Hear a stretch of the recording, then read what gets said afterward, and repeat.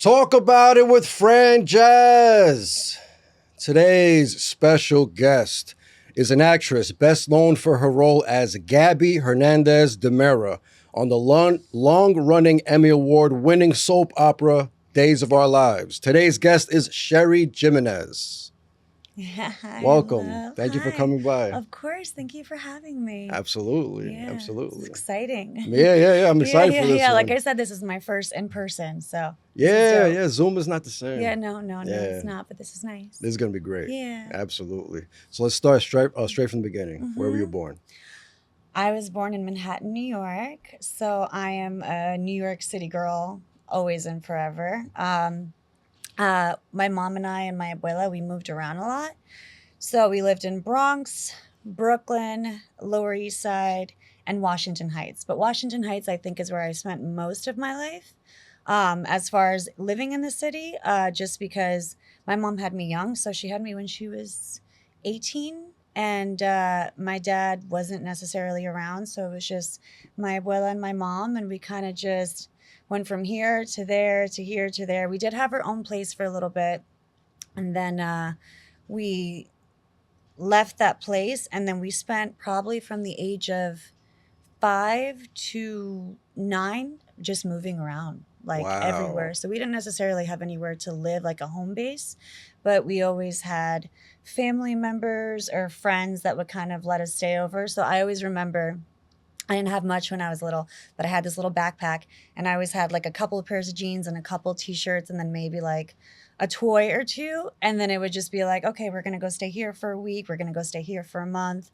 So it was just kind of like a little nomadic lifestyle that we had. That's wild. And then the moving around the boroughs, that was before 5? That was within 1 or 5? No. So before that, I think we had a place somewhere in Washington Heights that we stayed. And then for just kind of life reasons, my mom had to take me, and we had to just kind of go. Yeah. And so because of that, it put us in a situation where I wouldn't say we're homeless. It's an interesting thing because obviously homeless comes into different factors of what that means, but we definitely didn't have anywhere to live, like an actual place. So I was just used to going from place to place to place. And like I said, it was family members, like my cousins lived in Washington Heights. So no matter what, I always spent summers with them. And it was my abuela's sister who lived in Washington Heights. Nice. So we would stay there. And I mean, honestly, like despite our situation of how it just kind of was for us, because now looking back, it was kind of crazy. Like my mom sacrificed a lot and went through a lot that I didn't realize that she was going through, because no matter what, I still had a childhood. And also growing up in the city is an interesting thing because there's so much to do. So like you go to Central Park. Yeah. You go to Bryant Park. We would do in the summers because, we didn't have much money and my mom was a single mom working. We would go see free movies in the summer in Bryant Park. So that was like our thing. And then we'd go to like this little diner near the Lower East Side, and we'd kind of just had like share a meal and just kind of talk about things. And no matter what. And then Abuela would take me to like Canarsie or like, the dollar store, and we just kind of get little things, or give me like 50 cents and I would get candy. I was obsessed with candy. So I always had like all the candy, but it was great. Like New York City for me has always just been such a special place. So I feel like I got really lucky despite our situation.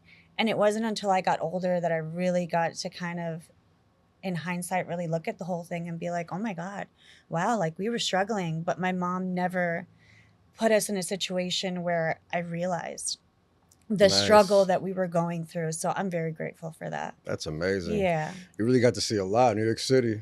Yeah, New York City.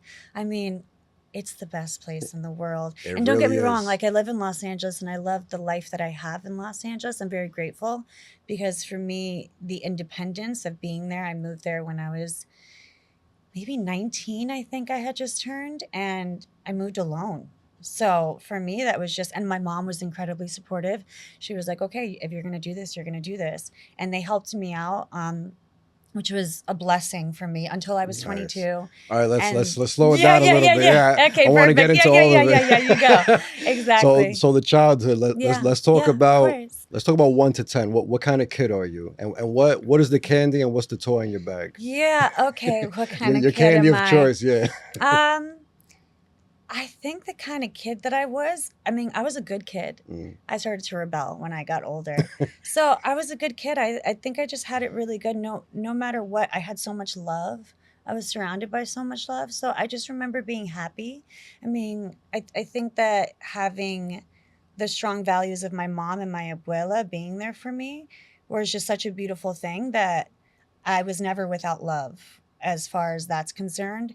So I was pretty happy. I mean, I think that my relationship with my father not being there, as much as I was aware, I also was not aware because my life was so full with my other family members. You know, I had my cousins, so like I played with them all the time. I was an only child. So for me, it wasn't like I was missing having a sibling or anything like that. It was just like my cousins were basically that for me. Absolutely. And I mean, I think I was a pretty good kid. I do remember going to like confession because I grew up Catholic, and anytime that I would go in, I'd be like, yeah, no, I don't know. I think I was like a little bit of a bitch. So in I church. do remember, yeah, like, because I remember going in, well, not in church, but I remember, as odd as it sounds, that being like, okay, so is there anything you want to confess? And it was always just me being like, well, I was mean to my abuela, or like I talked back to my mom. So I think I did have those like little things, you know, like I would go in and be like, I'm so sorry. And, you know, say my like whatever they gave me to go pray. And then Yeah. like I'd come back and, you know, but it's I definitely have always, I think, spoken up for myself, you know, and spoken up for others. Mm. So I am aware that I wasn't necessarily a quiet kid and just standing back and letting things happen. I would always speak up. Like I was always like, are you really going to do that? Like I would call people out, I guess, kind of thing. But I was also very kind and a really good kid. And I listened because, you know, I think I had just had so much love that I didn't feel any You were reason to raised right rebel. to. Yeah, like Yeah. I was just raised with a lot of love. And yeah, I mean, What were you into? Like TV, yeah, comics, so, books. well, what's funny, I mean, I grew up on Spanish TV, so Spanish is my first language, and then English, I guess, came later on at some point, you know. But I loved my Sailor Moon. I would wake up every single morning at 5:30 in the morning, so I loved my little anime, my Sailor Moon. Tales from the Crypt was my like night thing. So I guess I would watch like my little shows, and then I would watch Sábado Gigante with my Oh abuela yeah. every Saturday. So that was like my big thing. And then the telenovelas, which is so funny. I would sneak into, which is so funny that I'm on one now, but I would sneak into my abuela's sister's room and I would watch this telenovela called Dos Mujeres Un Camino that I was obsessed with. And I wasn't supposed to be, honestly, I had no business watching this, but it was her show. So I would go in there. She'd be like, you want to come on in? And then I'd go in there. She'd have like little snacks for me. And like we'd Nice. watch a show and then I'd like dip out before Yeah. anybody knew. Um, Wasn't and too bad. yeah, Yeah. exactly. It is like adult conversations and Yeah, stuff, exactly. but But like when you grow nothing up, graphic. no, nothing exactly. At the end of the Yeah. day, a soap can only go so far. Nothing like what they Exactly. have these days. Um, and then my cousins were my best friends. You know, we'd play. I think that really just a lot of what I experienced sheltered me from the reality of what was going on. So like I said, you know, like obviously we'll talk about me being older and understanding the certain things that I was experiencing or that my mom was experiencing. Mm. She experienced a lot and really made sure that I didn't know what she was going through. So I think the struggle of just surviving, of being a young mom, and we were best friends. And that Oh, that's too, we were great. best friends. So she to me, I mean, of course, she was always mom, but we had like a best friend relationship. Nice. So for me, that was just like a beautiful thing. And then, you know, I went to school in the city, but really, I'd say at a certain point, um, everything just kind of shifted because we would go from place to place to place. And then we had like a place to live here, blah, blah, blah, all these, just all this moving. And then we had a friend that I went to school with who lived in the Lower East Side, in Alphabet City, and we lived with her for about 9 months, and that was right before we moved to Brooklyn and we got our own place. So Brooklyn was our first place that we actually got where like I had a bedroom. Nice. And I remember just being like, oh my God, I have a bed in a bedroom. You know, like what age is like this? that's it. Or what, I want to say what that school was year? around 9. Okay, 9, yeah. So that was when I got into acting and modeling. No way, Yeah, at 9. so that kind of, so between my mom working at this law firm and me getting into acting and modeling, that basically gave us a situation we were able to save enough money and get a place of our own. So that was like a really Nice. beautiful thing. And again, like I was just little, you know, Yeah. I was just like, okay, I want like you said with candy, Abuela would always give me like 50 cents. And I would go to the bodega and I would just get candy. That was like my thing. I'd do like warheads, sour powers, Crybabies. gummy bears, yeah, just like any little thing that was like, I'd be like, okay, well, that's 5 cents. Yeah. So I want that one. And that's 25 cents. Do I want that one? Yeah, You know, like it'd be that's like half my whole budget. Well, yeah, exactly. Like I really had to figure it out so that I made sure I had enough. But Yeah. the candy was like my little thing. And then with toys, as far as toys, Yeah, what was in the book I bag? mean, I think it was just like whatever was at the dollar store that I Okay. kind of just had. I always really wanted Barbies. And so I had them when I was little. And then The dollar store Barbies? yeah, exactly. The dollar store Barbies. I had the dollar store Barbies. And I remember there was this clothing line that they had for the Barbies called Fashion Square or Fashion something that I always wanted, but the outfits were $10 and I couldn't afford it. And fun fact, one of my favorite modeling jobs that I ever did, because I did it from the age of, I'd say 9 of like whenever I started. I think I started at 8 or 9. From 9 to 13 is when I modeled, and that's it. Wow. And then I never really did it again. But it was a great little period because I was just like the perfect clothing size. So I would work a lot for like a lot of the things. But this particular job, I did a Barbie campaign for Barbie's 50th anniversary. And it was amazing. There were billboards all over New York City on bus stops. And it was black and you white. You were on the billboard? Yeah. So wow. I was Teresa Barbie. So they chose 6 girls, 2 blondes, 2 Barbies, 2 Teresas, which is the brunette Barbie. And then so on, just basically every little like ethnicity that they had for the Barbies. And that was like a dream job because not only did I get to be a Barbie, but I got Barbies. Oh, no way. Yes, so, oh. yes. That's how they paid you? Yeah. No.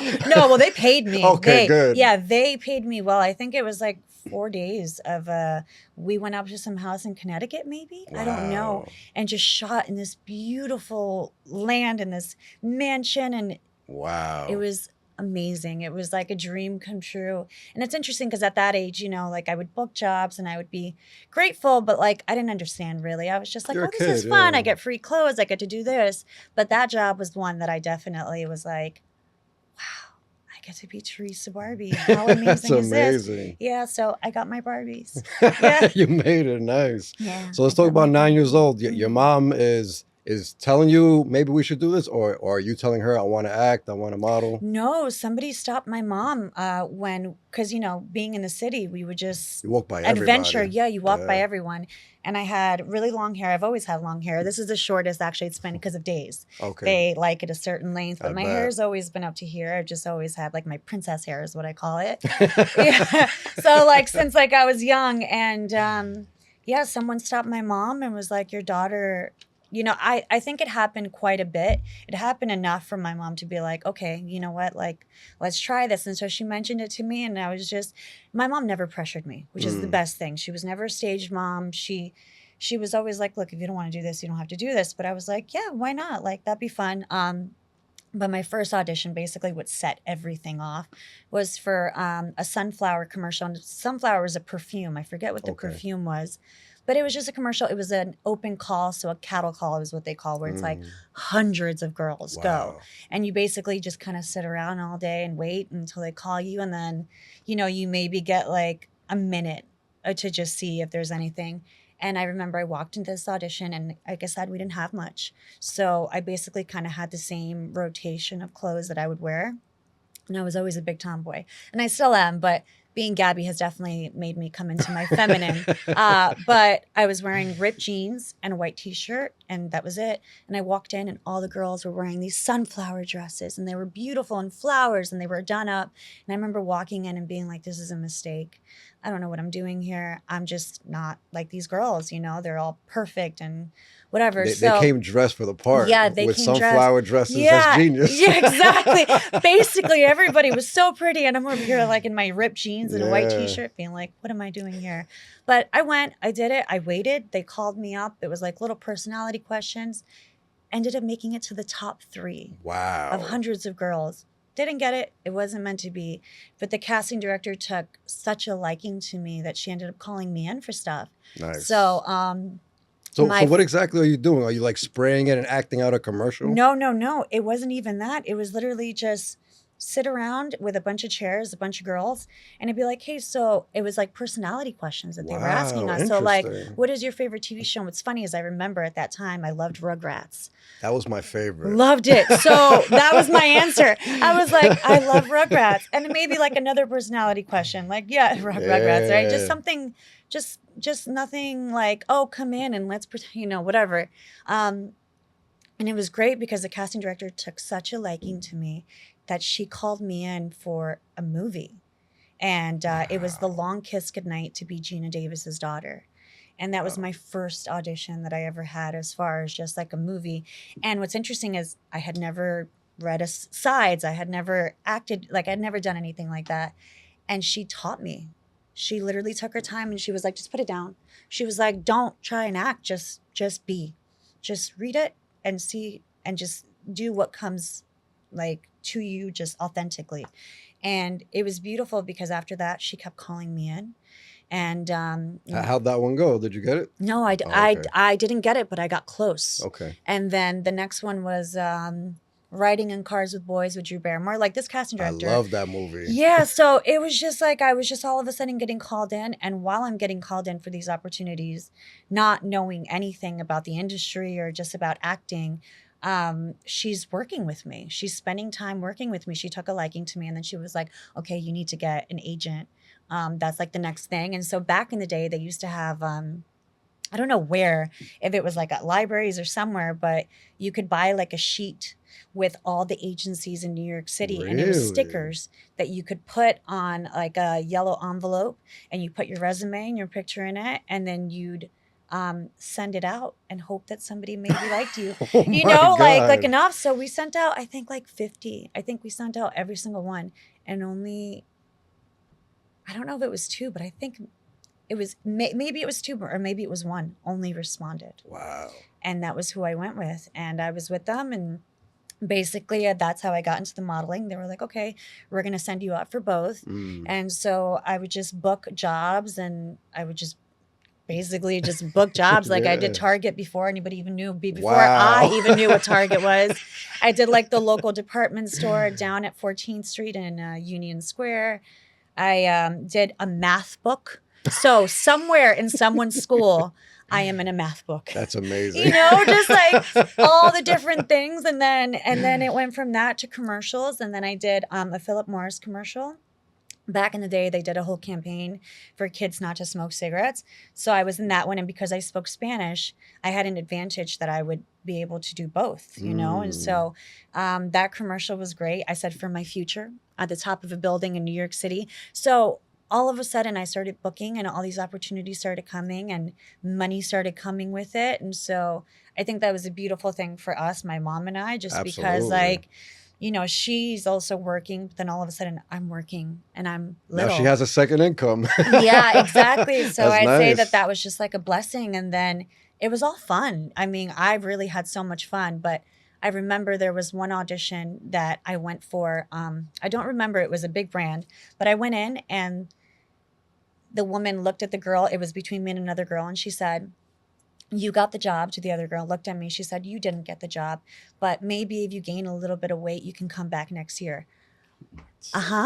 To a And I child? left to a child, and I left, and I called my mom on a payphone because that was back in the day, Oh yeah. it's before cell phones. And I cried and I cried and I cried. And my mom said to me, I'm so sorry, but you know what, Cherie? This is exactly how it's going to be. So if you want to stop this right now, let's stop this right now.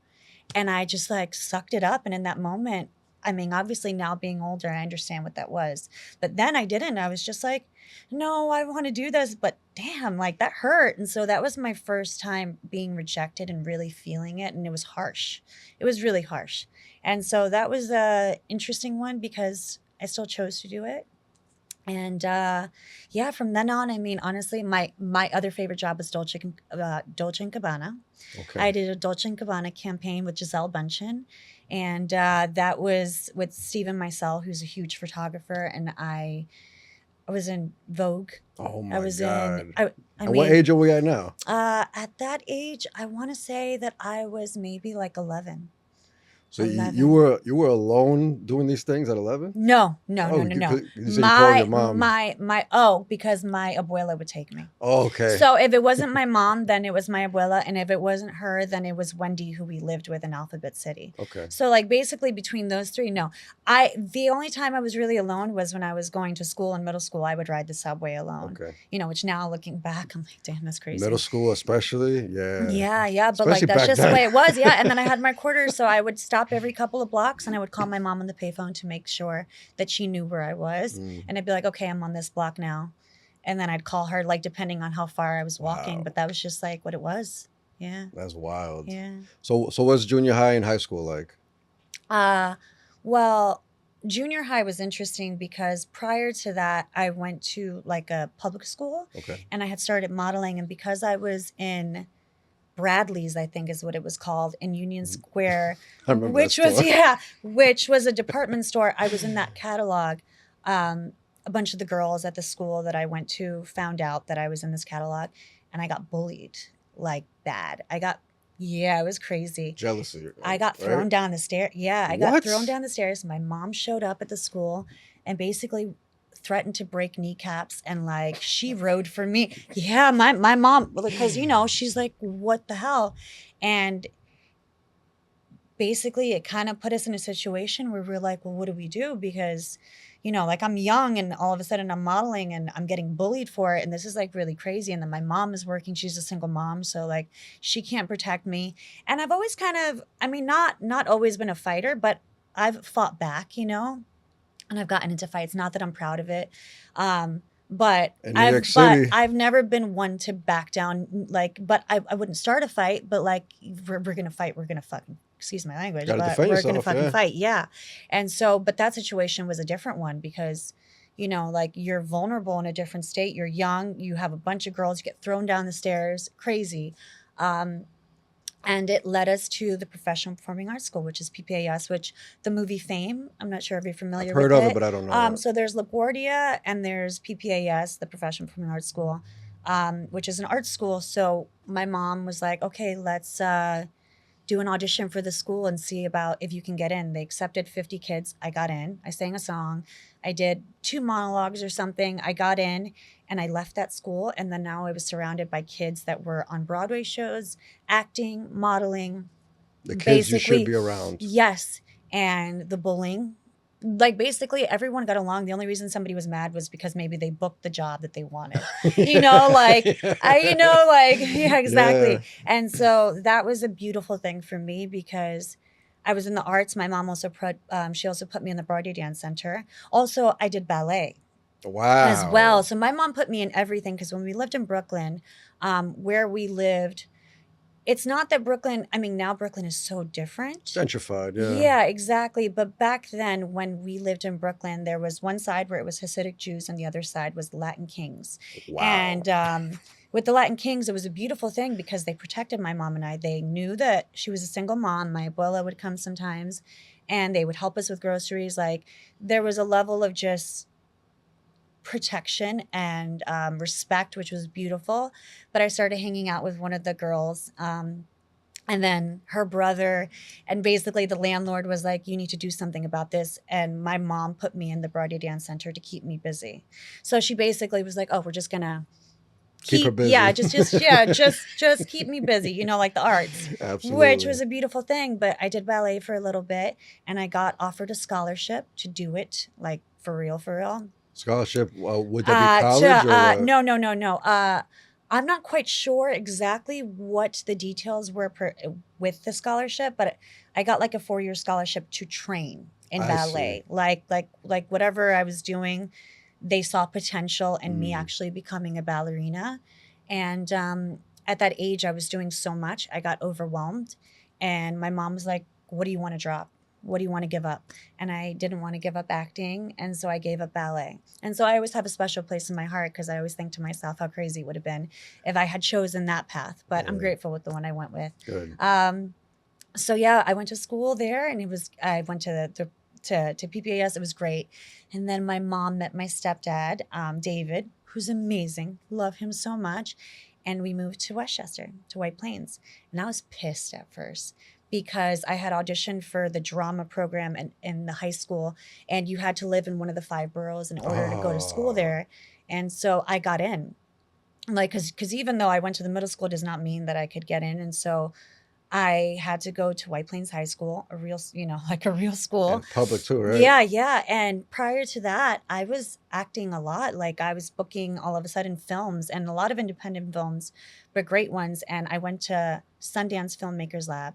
So Sundance, What is Filmmakers Lab? ooh, it's amazing. So for 1 month out of the year, Sundance, you know, where Yeah. they have, they will take, let's say, 6 directors with 6 scripts, and they will bring you to Sundance, and they will give you all the tools to make your movie.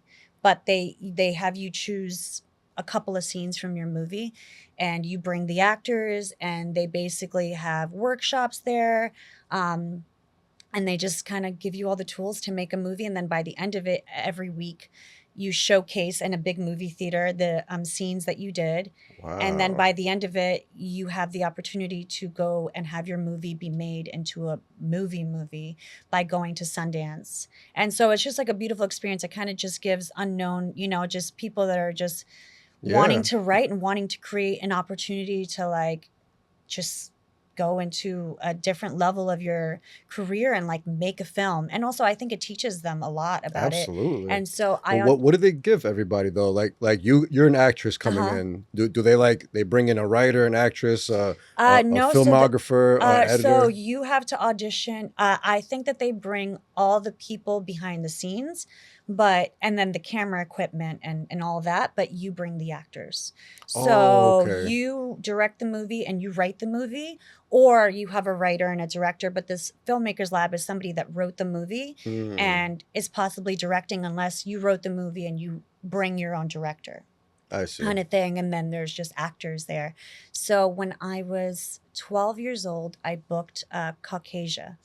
And Caucasia, this movie, amazing. This is where I decided that I really wanted to be an actress, when I realized just what this was for me, because before that it was all fun. I would, you know, I'd book jobs and I'd work with cute guys on modeling things, and I'd get free clothes and Barbies and this and that and blah blah. It was all great.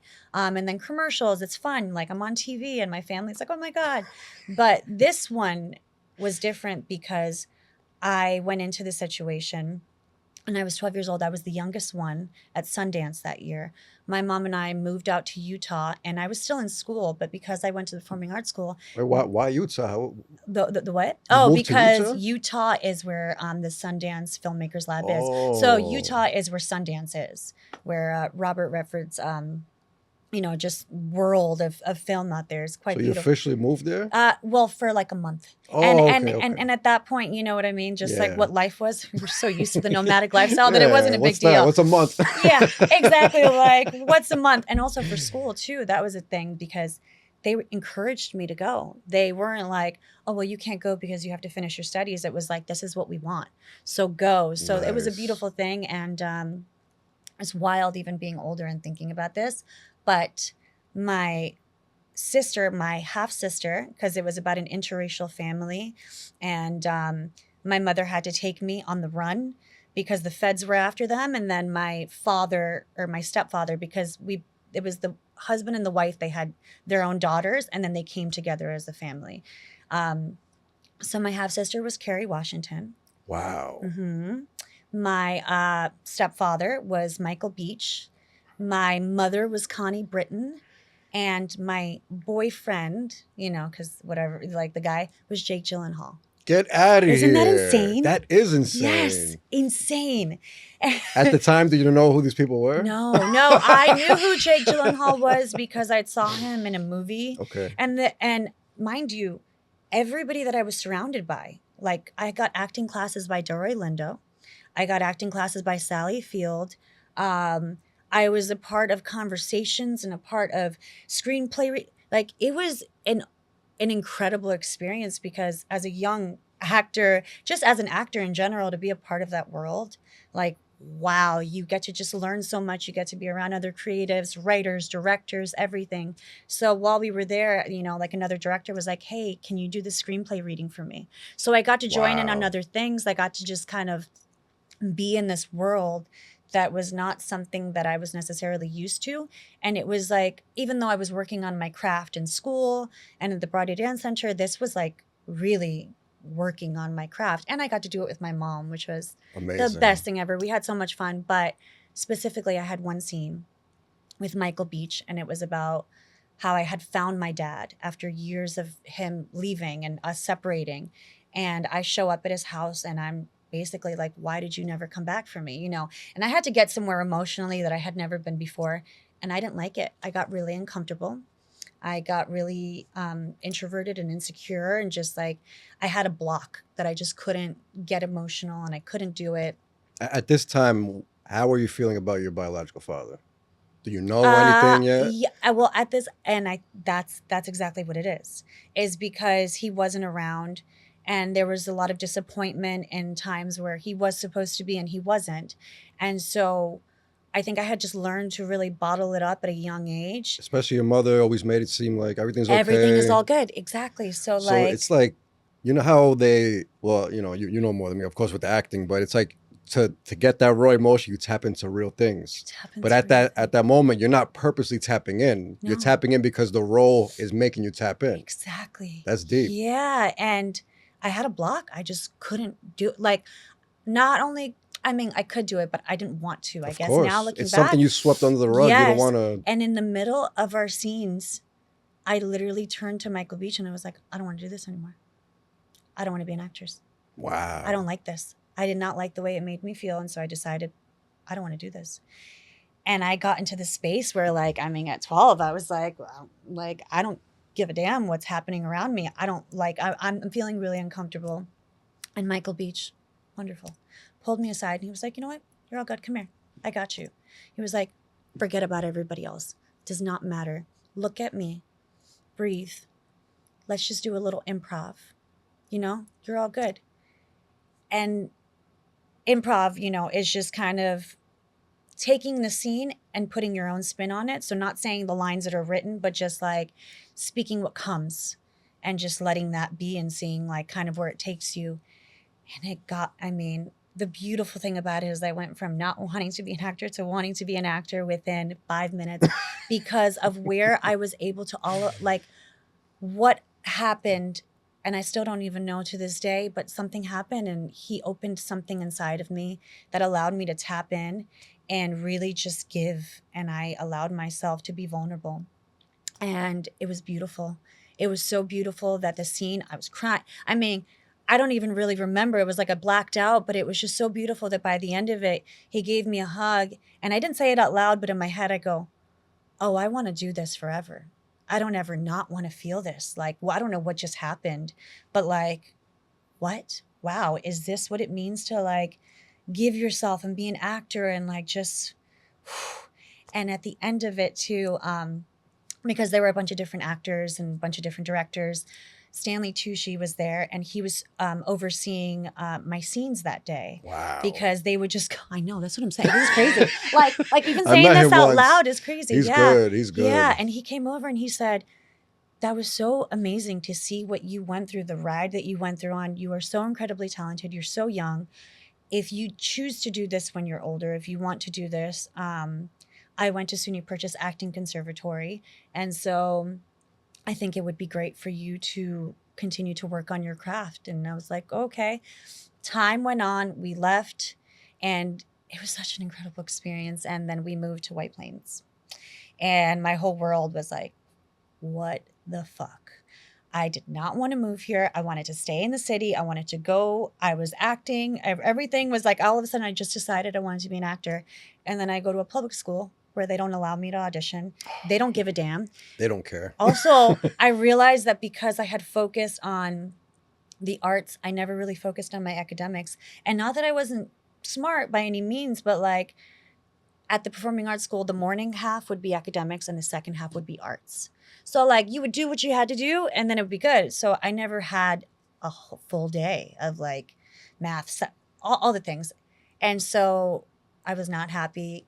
I realized how not smart I was in certain subjects, academic, you know, like I was not doing absolutely. well necessarily. I tried to do theater in high school, and the theater teacher, that too, when I started White Plains, I didn't tell anybody that I was an actor or a model because I was scarred from that situation, from the bullying. So I didn't tell anybody. So people would be like, I swear I saw you in this movie called Jump Tomorrow. And I was like, you know, everybody keeps telling me that. I would straight up deny it because I didn't want anybody knowing. And then my girlfriends now, I let them know eventually. And they were like, what? And they were like, are you kidding me? And I was like, well, yeah, I did this and that. And they were like, how do you? And I was like, but don't tell nobody. Please just don't tell nobody. And so I thought that I would be able to do it in school. And the theater teacher basically turned her back on me and did not like that I had movies and commercials running on TV. And the one person that I opened up to ended up shutting me out. And so I never did theater in high school. And so I guess the beautiful thing about that in hindsight, now looking back, is that I get to just enjoy being a kid and, you know, having friends and being in high school. And every so often I'd be sick and I'd go out and I would go on an audition.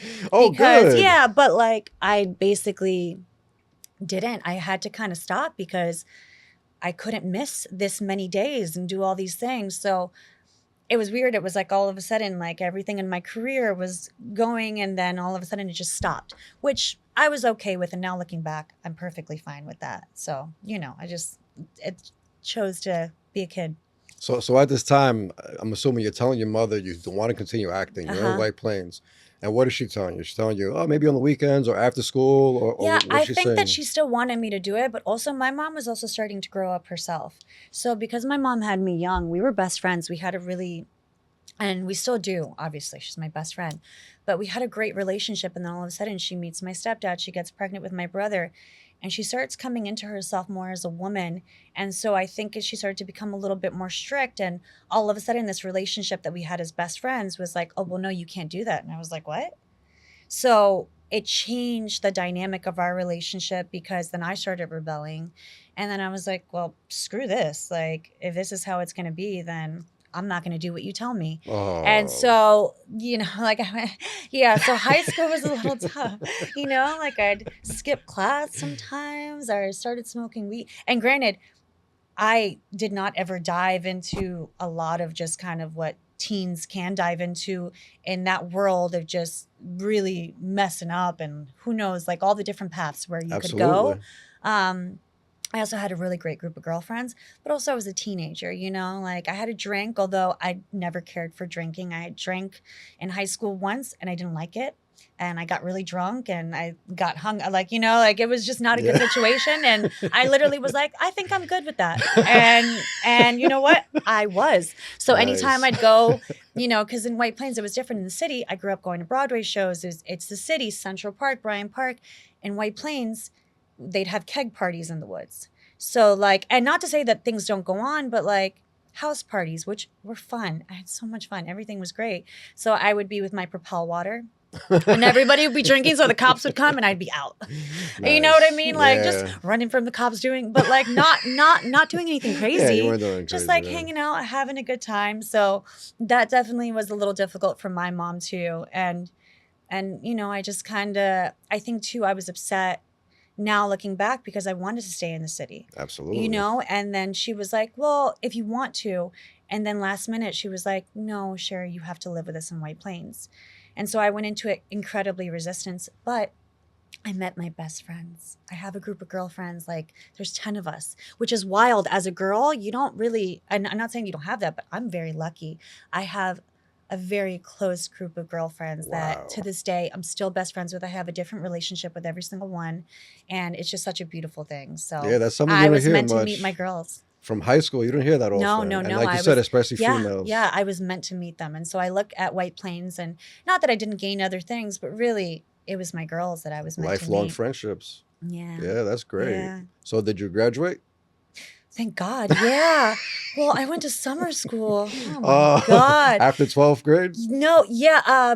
Before. Like I So said, you were failing the I 11th wasn't. grade? Well, I did cheerleading because I was a dancer. So I was like, what can I do?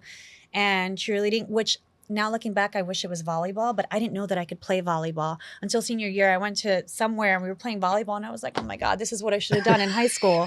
But, you know, because I was a dancer and all these things, I was like, I'll do cheerleading. It was fun. It was great. Whatever, you know, for like what it was. But no, I feel like school was not something that I cared for. Now, I loved history. There are certain things that I enjoyed. Like I loved history. That was basically like my class. And so the classes that I enjoyed, I wouldn't skip. And the classes that I didn't enjoy, like math and science, I would skip. So I always had a certain number of classes I could skip, and or like a certain number of skips that I could have, like absences. Yeah. So my mom would get their card and I would try and hide it before she got it, you know. But like I was also very confrontational in high school with my teachers. So, you know, like a teacher would talk to me a certain way, I would talk back. So I would get a lot of notes about how Cherie was confrontational. And my mom would be like, Cherie again? And I was like, I didn't like the way she talked to me. You know, I would get like detention slips, I'd rip them up, and she'd give me another one and send me detention. I was like, you know what? I'm going to send myself to detention. So I definitely had my my attitude, but when I cared, you know? And so I had my teachers that treated me with respect, and I had teachers that didn't, you know? And so I got along with everybody, which was great, you know, because I was in a lot of like the lower classes, and, you know, I had to take the same math over and over again because I just didn't understand it. It wasn't clicking. And, in the art school, they don't care too much about they math don't care. and stuff, right? Yeah. And honestly, like I was doing great, but like in high school, you know, in a school, in a real school, I guess, Yeah. they don't give a damn. They're not going to tolerate it. Yeah. So I went to summer school for science and math, and I passed finally. And then senior year, I was just grateful to be done. And that's when I decided after senior year, I was like, okay, so what am I going to do?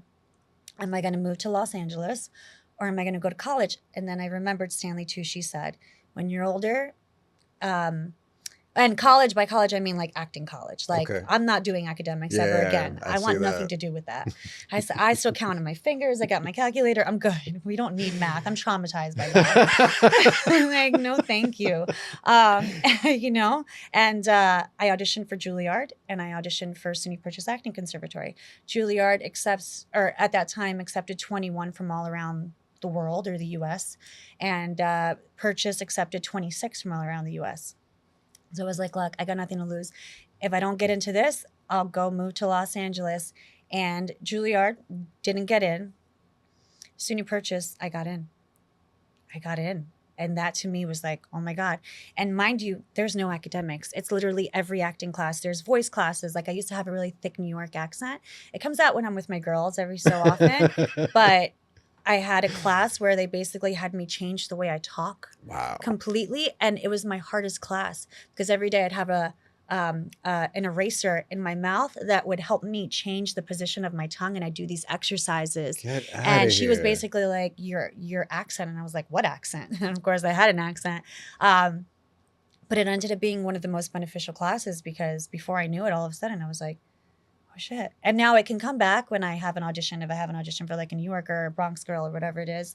But I basically just got an incredible year of every type of acting class that I could imagine. But the thing is that I never really read plays. Acting was something that just kind of came into my life. I went to this acting conservatory with theater kids that like lived and breathed Shakespeare and acting. So I worked on monologues to get into the school. I did a Shakespeare monologue and I did a contemporary monologue. And that was that. Like, I learned Shakespeare for the monologue, and I got in. And so when they would talk about like, oh, so have you read blah, blah, blah, blah, blah. And I'd be like, oh no, they'd be like, ugh. And so I was judged so much. They were like, how did you get in here? Because I was the only one that wasn't like, just like enthralled with all this. And I didn't do theater in high school. So I was basically kind of shunned by a lot of the classmates that I thought, you know, and all of a sudden I'm like, what am I doing? And then half the teachers loved me and half the teachers didn't believe in me. And so it was an interesting thing, because here I am in this acting conservatory where I'm supposed to grow as an actor and learn all these things. And I'm basically being told, well, you'll never be a theater actress. Only a camera will, like, you know, like it was just really strange. And so my roommate in college was a ballerina, because I went to a performing arts college. So there was the ballerinas, the actors, the musicians. And so I was taken in by the ballerinas. So I was made an honorary, yeah, so it's funny. I was made an honorary ballerina, and I would hang out with them. I mean, not that I wouldn't hang out with kids that I did theater with, but I basically was hanging out with the ballerinas. So it was funny, because I was like, but then I got to see what they were going through. And I was grateful that that wasn't my path, because they dealt with really intense, like, requirements of perfection. Yeah. And posture, every little thing every little matters. thing. Do you have the right feet? Do you have this? Well, there's just a lot. So I was supposed to stay for 4 years and get my BFA, and, you know, and then move out to LA. And that was the goal. But I was not happy. I was being put down a lot, and I was being made to feel less than, and like I didn't belong there, but I got in. So I was like, well, what is this, you know? And at that age, I don't think I was really self-aware the way that I am now. And I decided probably 5 months before the year was over that I didn't want to be there anymore. The first year. But I didn't tell anyone. It was just internal. It was just like I dealt with this. I don't think I belong here. Like, this sucks. Like, I'm not really being made to excel. I'm really being put down a lot. But then I had the teachers that did care about me. So I did my final scenes, where you do the scenes in front of everybody. And it was amazing. It went amazing. And then I left. And I decided I'm going to move to California. Nice. I'm done. I'm not going to be put down anymore, and I'm just going to go out and just go experience and see what it all has to offer. You were acting as a kid. You didn't have any of this college or anything, so you could definitely do it without the college. That makes sense. Yeah, exactly. I wanted to ask, to backtrack a little bit. The woman that told you to gain weight, did that stay in your mind? Was that always something in your mind where it's like, man, I might need to look different for certain roles, or did you just completely just forget about that? I actually, thankfully, that's not something that ever affected me, because as a young woman, that's a crazy thing. As a young kid, to be told that, I think that what it was for me, more than the weight, I mean, obviously as a whole, was just the rejection. The harsh rejection that I had experienced at such a young age stayed with me more than the weight thing. The weight thing, I didn't really understand. I was little. I've always been petite. And, you know, like, as a woman, I've grown. I got body and all the things. But, like, and also I like myself a little bit more meat, you know, because I am petite. So I try and make sure to, like, make my body, you know. But the weight thing wasn't a thing. It was just the rejection of being such a young age. But also, it made me stronger. And it, like, made me realize, okay, so if I'm going to do this, can it actually get worse than that? You know, and so I think in a way it toughened me up, and it instilled something inside of me to just kind of like, okay, good, let's just keep going. Yeah. Good. And I also wanted to ask about the class that you had the most difficulty in, where you had to change the way you speak. That sounds very interesting. And I'm assuming it's like how New Yorkers say coffee. Is it that accent? Like, what is it that they were trying to remove from your accent? So because my A's and my S's and my, like, I coffee and talk, and like I had and my S's were, you know, I guess I just had a way that I would talk all the time. And for her, she basically changed, like I said, I had to learn a whole phonetic alphabet. So I had to learn a whole new alphabet, and each alphabet was like a sound. So instead of or, it was ah. So it was just like the slightest repositioning of my tongue and my mouth. And it was brutal. I mean, to me, I would relate, it was a speech class. I would compare it to math. Like, math was so difficult that speech class was so difficult. But it was the most beneficial class because by the end of it, now if I ever have a project where I have to have an accent, I worked with a dialect coach, and it's easier for me to really learn a new accent. So in turn, it helped me so much Nice. to really just kind of, I mean, it was a tough one, but it was great. Nice, nice. Yeah. So let's get to the transition from New Yeah. York to California. Yeah. When you tell your mother, how did she react? Shocked. And I think it was more of just like, what? You're not going to finish? Dropping out of school and I'm moving out of the state. Uh-huh. And I think Across it the took her a country. moment to process it. And then she immediately was like, okay, let's do this. Yeah. So when she she said was, let's, it was just you yeah. and I'm gonna stay here. Uh-huh. Yeah. I think they moved me out. Oh, nice. Yeah. I went to LA for 2 weeks to go look at apartments. I found one on the last day. And then I was like, okay, we're just going to do this. So her and David, my stepdad, have been incredibly supportive. Like I said, they were just like, okay, we're going to do this. We're going to do this. They threw a going away party for me. It was beautiful. That's nice. Yeah. That's yeah, very nice. Yeah. So how is that transition? Moving there, now you're there and you're alone. You don't know anyone? No, the only person I know is my manager, who I had been with since I started. Wow. Well, she was my agent, her and her mother. When I sent that envelope out. So they lived over there? Yeah, no. Well, she had moved to Los Angeles at some point when I was in high school. Okay. So, like I said, I would audition here and there, but nothing crazy. Like I had one big audition in high school. Well, actually I had two. I had a big audition and I might as well just go back just because. I had an audition. My first screen test was for a soap opera called One Life to Live. When I was 15, 16, I didn't get it. It wasn't meant to be. Perfectly fine. Then right before college, when I was auditioning, I auditioned for this movie called A Guide to Recognizing Your Saints. Great movie with Channing Tatum and a bunch of people. And I was auditioning for this movie for about almost a year. I would go in on auditions and I would basically be the girl that they wanted, but they were just doing auditions. Then it stopped for a moment. Then I auditioned for college. And around the same time that I got into college, I found out that I got this movie, but I couldn't do both. It was either this movie or college. And the character that I had auditioned for in the movie had changed so much over a year. She had gone from this fun, a little sexual kind of girl to just a complete whore. And look, every character serves a purpose. I never judge characters.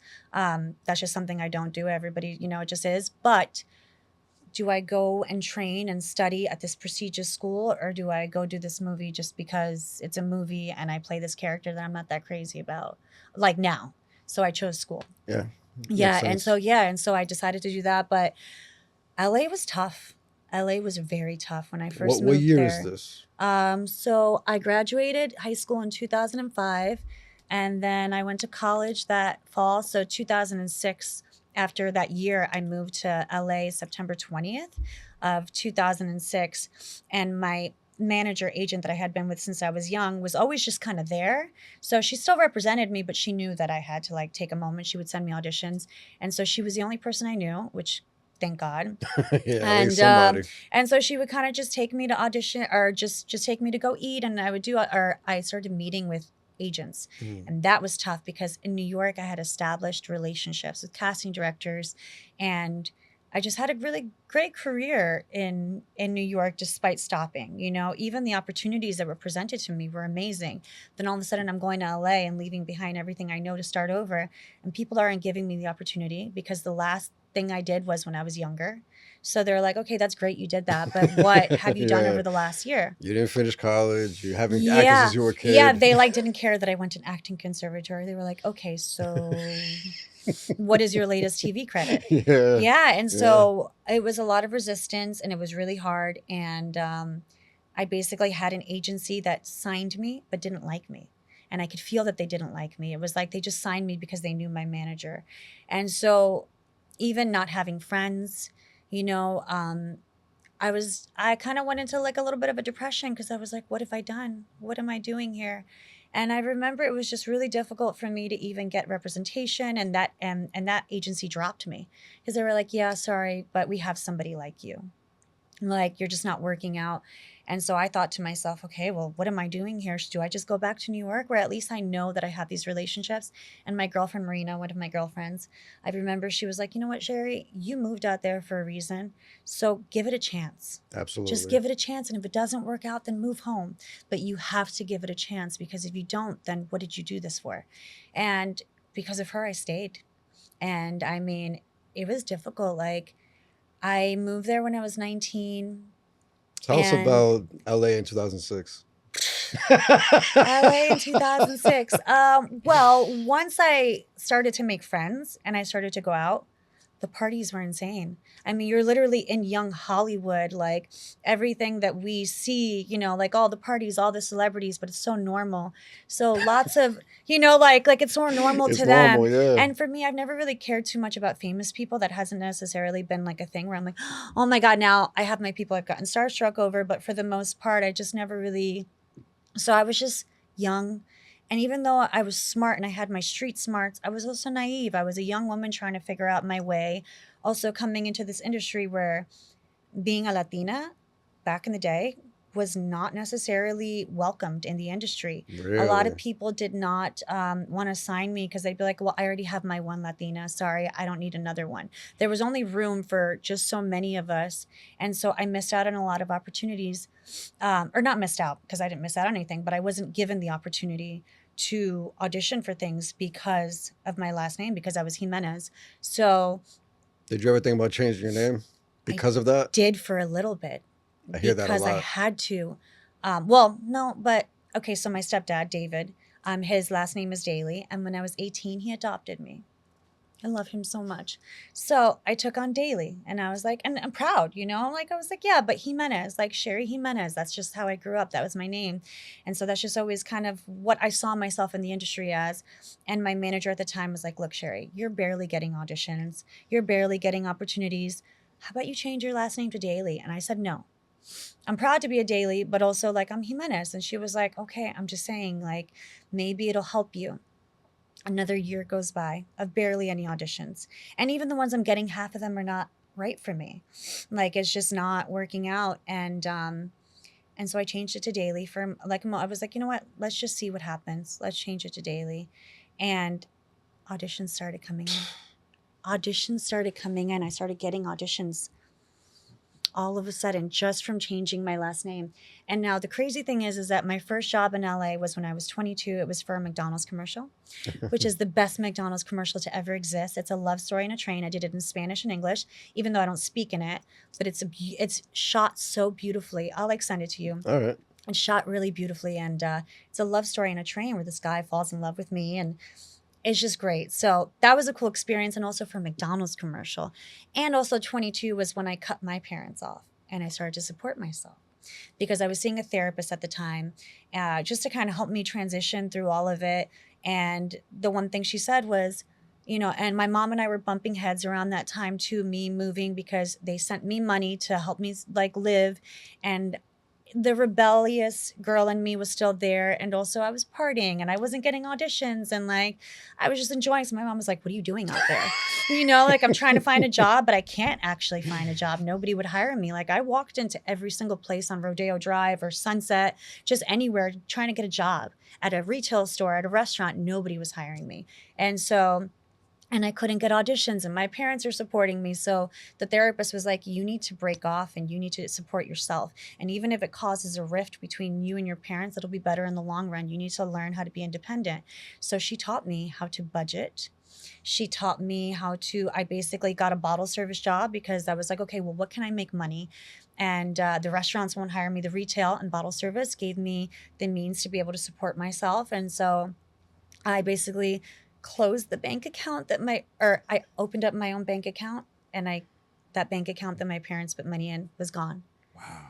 And it made my mom and I, it was not a good situation for a little bit, because she was like, what?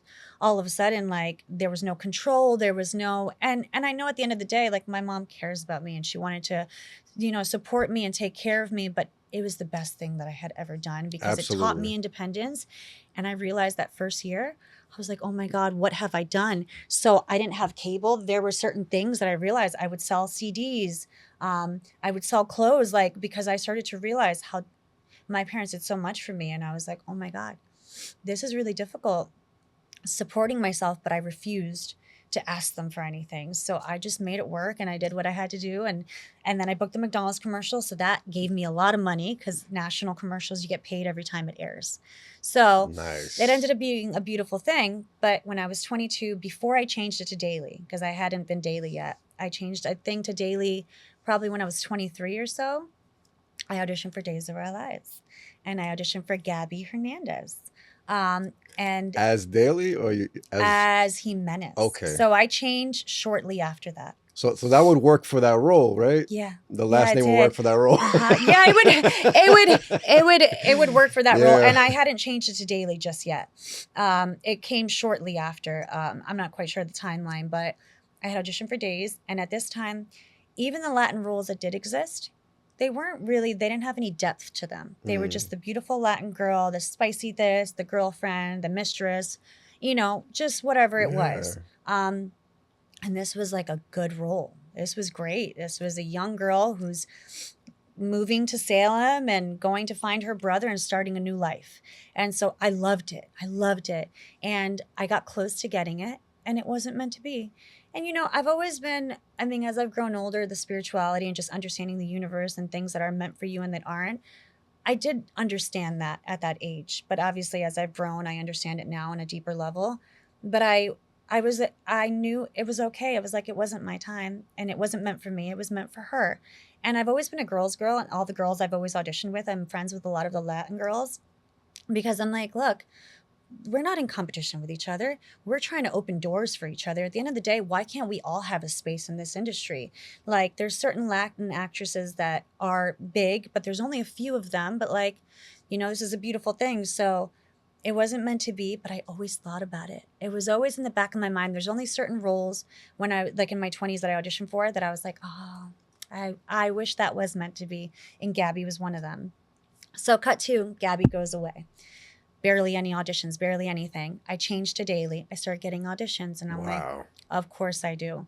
But let's talk a little bit about the bottle service. I want to know what was it. I'm assuming it was a club. I worked everywhere. So I worked for a company called SPE. I'm not sure if it's out here, but it's a big, just nightlife. Yeah, like a nightlife. I'm assuming company. Like DJs, everything. They have hotels, they have restaurants, nice. They have clubs, and I worked in that for, I'd say, like 7 years. Wow. Yeah. So if I did have an audition, I would work till 4 a.m, and I would go the next day at 9 a.m. to my audition and half asleep, but I do what I had to do. What you gotta do. And I loved it for what it was. I've also never been a big drinker, like I said. So it was perfect for me because, the girls would drink on the job, this and that. But for me, I was all about the hustle. Like, I was definitely, especially with supporting myself. So I became very independent, and I was a hustler. Like, I would just make my money and hustle. And, I just had my thing where I'd always make friends with the girls because I knew that they were the most important thing. And as long as they're happy, then the buyer's happy. And it just kind of depended on, every club I worked at, and I'd wear my little corsets and my little outfits. And it was just always a lot of fun. But I knew that it wasn't what I wanted to do. And a lot of the girls were there forever. Like you don't leave a bottle service job. They didn't have another plan. Yeah, they kind of moved to LA to just be. And some were actors and whatever, but I loved it. But I also wasn't focusing on acting, so I wasn't getting enough sleep. And then in turn, my auditions would suffer because I wasn't really allowing myself the space to be fully ready for the opportunity. And so I think some laziness came about with the auditions because I was so tired, not because I wanted to, but just like I'm tired. I don't know, let's see what it says, kind of thing. And then my last bottle service job, which was my favorite, was at Beecher's Madhouse. They have it in Vegas, but it's basically like a theater in the Roosevelt Hotel in LA, but they took it out because it caused so much chaos. Yeah. Because, they had people coming to stay there, but it was celebrity driven. It was just we had to sign an NDA and make sure that we wouldn't sell anything to TMZ because it was a small theater. You'd open it with a bookcase. You'd like pull a book out and you'd go in and it'd be a theater. And there would be the woman with the big tits who would smash watermelon. There would be the guy dressed as a clown just blowing up balloons. There would be the little people that would be dressed as Oompa Loompas that would be flying across and would deliver champagne bottles. There was the Beecher's babies, which they would do the burlesque, beautiful. We had the levitating guy. It was like we had a DJ who was 10 years old. Like it was like a world that existed only 2 days a week. It existed. And it was like a different world that you would just go into. And it's crazy because I got that job because I'm friends with Miley Cyrus. And so what? Yeah, and so how'd that happen? Well, growing up in my 20s, I met a group of guys that ended up becoming like my homies, like brothers, like they took care of me. And to this day, I actually presented one of them with an Emmy. Wow. Who's a producer for a show. So that was a circle. Yeah, full circle. That's nice. But like I have a group of guys. So in New York, I've got my girlfriends. In LA, making girlfriends was not very easy. I have my couple of girlfriends, but my guy friends, I met them and yeah, they taught me how to skateboard. We'd hang out. Like they were just my homies. And so within the group of homies, there's celebrities. So like Michael B. Jordan is one of my homies. Zac Efron is one of my homies. It just kind of became like a world that I was in and like great friends. But Miley ended up knowing Beecher. His name is Jeff Beecher. And at that point, I think I had like gotten fired from a bottle service job. And I was like, and I was at her house and I was like, I don't know. I need a job. I need to figure it out. She was like, you want to work at Beecher's Madhouse? I was like, yeah. So she got me an interview and I got the job. Wow. And so it was great because she would come in and it was like, I got to just hang out with her like the whole time. You know what I mean? Like obviously I would do my job, but of course. Yeah. So that was fun. So that was my last bottle service job. And I think it was a beautiful way to close it out because for bottle service, I knew that if I wanted to get serious about my career acting, that I needed to walk away. So that was for me. The place was closing, and it was either do I get another job as a bottle service waitress or do I just figure it out? And I left it alone, and instead I got a job at a music studio as an office manager, and they made music for commercials. I didn't get paid as much, but I loved it. I bet. It was just, it allowed for me to put more time into my auditions and really focus. Regular working hours, I'm assuming? Yeah, exactly. Yeah, like a 9 to 5, basically. Nice. Yeah. So what comes next? McDonald's was the biggest role you had so far? Yeah, McDonald's was the biggest role. And then... now you're in the music studio. Yeah, you're music still studio, auditioning. all the things. Yeah, auditioning. And you're still a daily at this time? I'm still a daily at this time, yes. So where everything changed was we had something called pilot season. I don't know if it exists anymore because the industry has changed so much. Yeah, it has. But pilot season would start from like February to May, and it would just be nonstop auditions for pilots. So like this was a season that you wanted to like hustle. Like as an actor, auditions if you were lucky. I barely got any. So every pilot season for me was difficult because I'd be like, why am I not getting anything? I'd get one thing here, one thing there. And I remember I went to my agency. And mind you, at this point, I have a new agency who took a chance on me with no TV credits, just my commercial. And I love them. I'm still with them to this day. Good. Nicole and Milton and Caitlin, they took a chance on me. And they were like, you know what? I think you're a diamond in the rough. Let's just do this and see what happens. Nice. Yeah. And very, very grateful for that relationship. But they were straight up with me always, which was great. So I went into their office and I was like, hey, it's pilot season. What's going on? There's no auditions. Just want to see it. And they were like, honestly, Cherie, I'm so sorry. But if you're not on the list, you're not really getting opportunity. The list, there's a magical list in Hollywood, which is real. It's a list of actors that TV producers and directors are interested in. It's like the up and coming. So on this list, they're like, okay, well, they're the ones that are going to get the opportunities first. Sometimes it's straight offer. You don't even stand a chance because they already know who they want. And so I walked in, they were like, no auditions. And my mom was like, well, we're going to Mexico to our timeshare if you want to come meet us. I was like, you know what? I do. I want to get out of here. Like at this point, she was like, well, it's pilot season. And I'm like, fuck pilot season right now. Yeah, it doesn't work for me. It doesn't work for me. It doesn't work for me. You know what I mean? And mind you, I'm a daily. So I should, even though I'm getting more auditions, it's still not happening. What part of Mexico? In Cancun. Nice. In Cancun. Yeah, just like a timeshare. It was fun. It was a good one. But I basically go home. And I get an audition the next day for the newsroom on HBO. And it's one line. It's a waitress role. And I had to say like a simple line. And I was like, okay, cool. All right, hey, an audition. But I'm packing for Mexico. And also, this is a pretty cool audition regardless. I go to the audition and I see every ethnicity.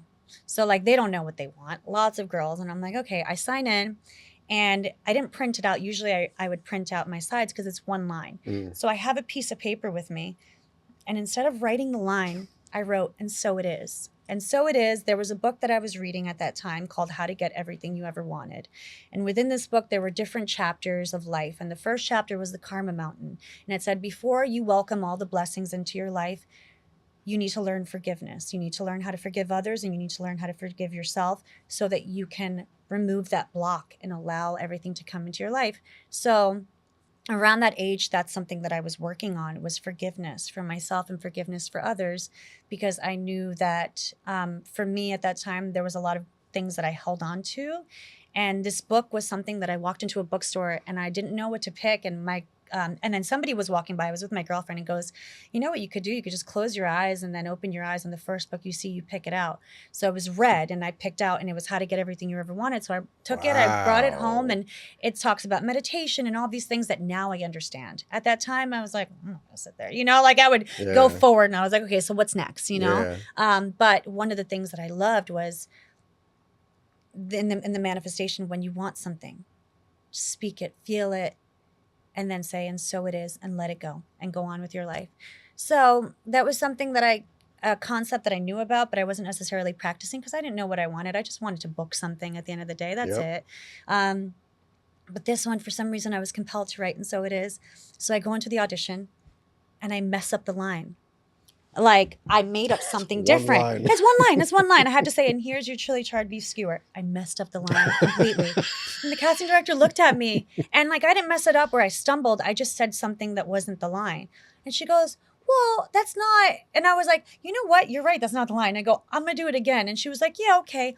And I went to look at the piece of paper because I was like, what is the line again? And all I see is so it is. And I look at the paper and I remember thinking to myself, the fuck, Cherie? You couldn't just write the damn line? So I was like, all right, whatever. I got this. I turned around. I did it again. I messed up the line again. I made something else up. And she goes, and mind you, she's got like 30 girls waiting in the room. And she was like, okay. And I go, and she goes, it's fine. I got it. I go, okay, thank you. I leave. On the drive home, I'm like, I could say the line perfectly. And I'm like, what the fuck was that? So I'm hanging out with my girl that night, and I'm just like, isn't this crazy? I had one line, I couldn't. We're laughing about it. All good. Wake up the next morning, I'm at the bank, and I get a call that I'm on a veil. On a veil means that you're considered as one of the top choices. And I'm like, no fucking way. So I'm like, okay, cool. And they're like, yeah, we'll call you back. 10 minutes later, they dropped me. I was not one of the choices. Okay. But, like it happens later. that fast. But I was like, okay, though. Hey, I was on a veil. Like, that's pretty cool. Yeah. Like I looked at it as a positive because it's not the line, it's your performance. Yes. And then 30 minutes later, I get a call, and my manager was like, you have 30 minutes to get to Gower Studio. Aaron Sorkin wants you to come in and read for the role of Chelsea, the new bartender at Hang Choose, the bar that they go to on the show. So I dropped everything. I drive to Gower Studios in Hollywood. I get there. I come, and the casting director is like, oh my God, thank you so much for coming in on such short notice. And I'm just like, she's so grateful. And I'm just like, thank you. Like, what's happening? So I'm thinking other girls are going to come in. Like, this is an audition that they're having. She hands me the sides and she's like, hey, so just work on it. And then whenever you're ready, come on in. So I took like 5 minutes with it. I had 3 or 4 lines and I went in and I did great. Like I did the lines. I said my lines as is. And then she goes, great. So this shoots next Wednesday. Are you available next Wednesday? No, I'm not. I'm going to Mexico tomorrow. But sure, I'm available. Right? What do you mean? You're lying to her? Yeah. I'm available. Well, because I didn't think I Oh, you didn't think you got it? No. And also, I was waiting to walk out of the room and see a bunch of other girls in the waiting room. I didn't think anything of this. I didn't think, I was so used to rejection, so used to it. So much rejection that, like, to me, this was like almost like, okay. Yeah. Is it? Yeah, thank you. But like, yeah, but like also, Wednesday. yeah, but yeah, next, yeah, like I'm leaving tomorrow, but I know how this goes. Like, I'm not the one. You're going to give it to somebody else, and that's okay. And it just kind of the space I got into at that time in my life. And I'm driving home, and I booked it. My first TV credit, my first TV show, The Newsroom. And I was like, wow. So I shot it. Amazing. Aaron Sorkin was like, I love how you made it your own. I messed up the line. He was like, you just have a natural quality about you. Yeah, which was beautiful because I was like, also Aaron Sorkin is in the industry. I mean, wow. Yeah. So amazing, incredible opportunity. That night I get an audition for Pretty Little Liars. But did you cancel your Mexico trip? Yeah. And my parents came down. And my parents came to see me instead. Oh, nice. Yeah, Everybody canceled. So everybody canceled and they came to see me. Nice. Yeah, so it was beautiful. So it was a great thing. And then I get an audition for Pretty Little Liars. And my manager was like, well, I know you're getting off set, so you can say no. And I was like, I'm not going to say no. It's Pretty Little Liars. Why not? Sure. I memorize it. The audition, I think, is the next day. I go to the audition and I go on the wrong day. No. So I'm like, oh, and they're like, it's okay. You can sit. We'll audition Okay, you. We just good. got to do these guys. I was like, okay, go and do the audition. All of a sudden, I'm up for it. But they're doing a spinoff. So they're like, well, we want you to audition for this spinoff. And I'm like, what the fuck is happening? So I'm like, okay. I don't get the spinoff. I get Pretty Little Liars. So within 1 week, I get Newsroom and Pretty Little. I have no TV credits, and it's basically a catch-22. They don't care unless you have a TV credit. They're like, well, so for me, all of a sudden this happens. And then mind you, I booked a movie that Friday, like a little independent film. But like all of a sudden the momentum started going and everything was just like, oh my God, happening. Now it's happening as daily. So that was the only thing that always felt off. Not that I'm not proud to be a daily, but I was like, damn. And how easy is it to just switch the name? Do all of your Easy. previous credits go away? Yes, but because of IMDb, the way it works, I'm able Okay. to put also known as. So I have the credits. Yeah. Very nice. But all of a sudden I'm getting these opportunities and I have this momentum and I'm going on auditions and I'm literally just being considered for things and it's all beautiful and everything was great. I was and at that time I was in a really bad relationship with another actor who was dealing with his own struggles of just his own. He was just suffering a lot, and he was an alcoholic and drank a lot, and so he was also an actor whose career was doing great, but then all of a sudden it wasn't, and then mine was doing great. And so there was jealousy, and there was unfortunately like, there was a competition, which was, strange for me because I was like, what is happening? But I continued to just kind of focus on my stuff and he continued to just not like it. And unfortunately, within the midst of my momentum of everything, we had a really unfortunate domestic situation where I was up for a show called Banshee. And I was up for this lead role on Banshee. It was like a dream role.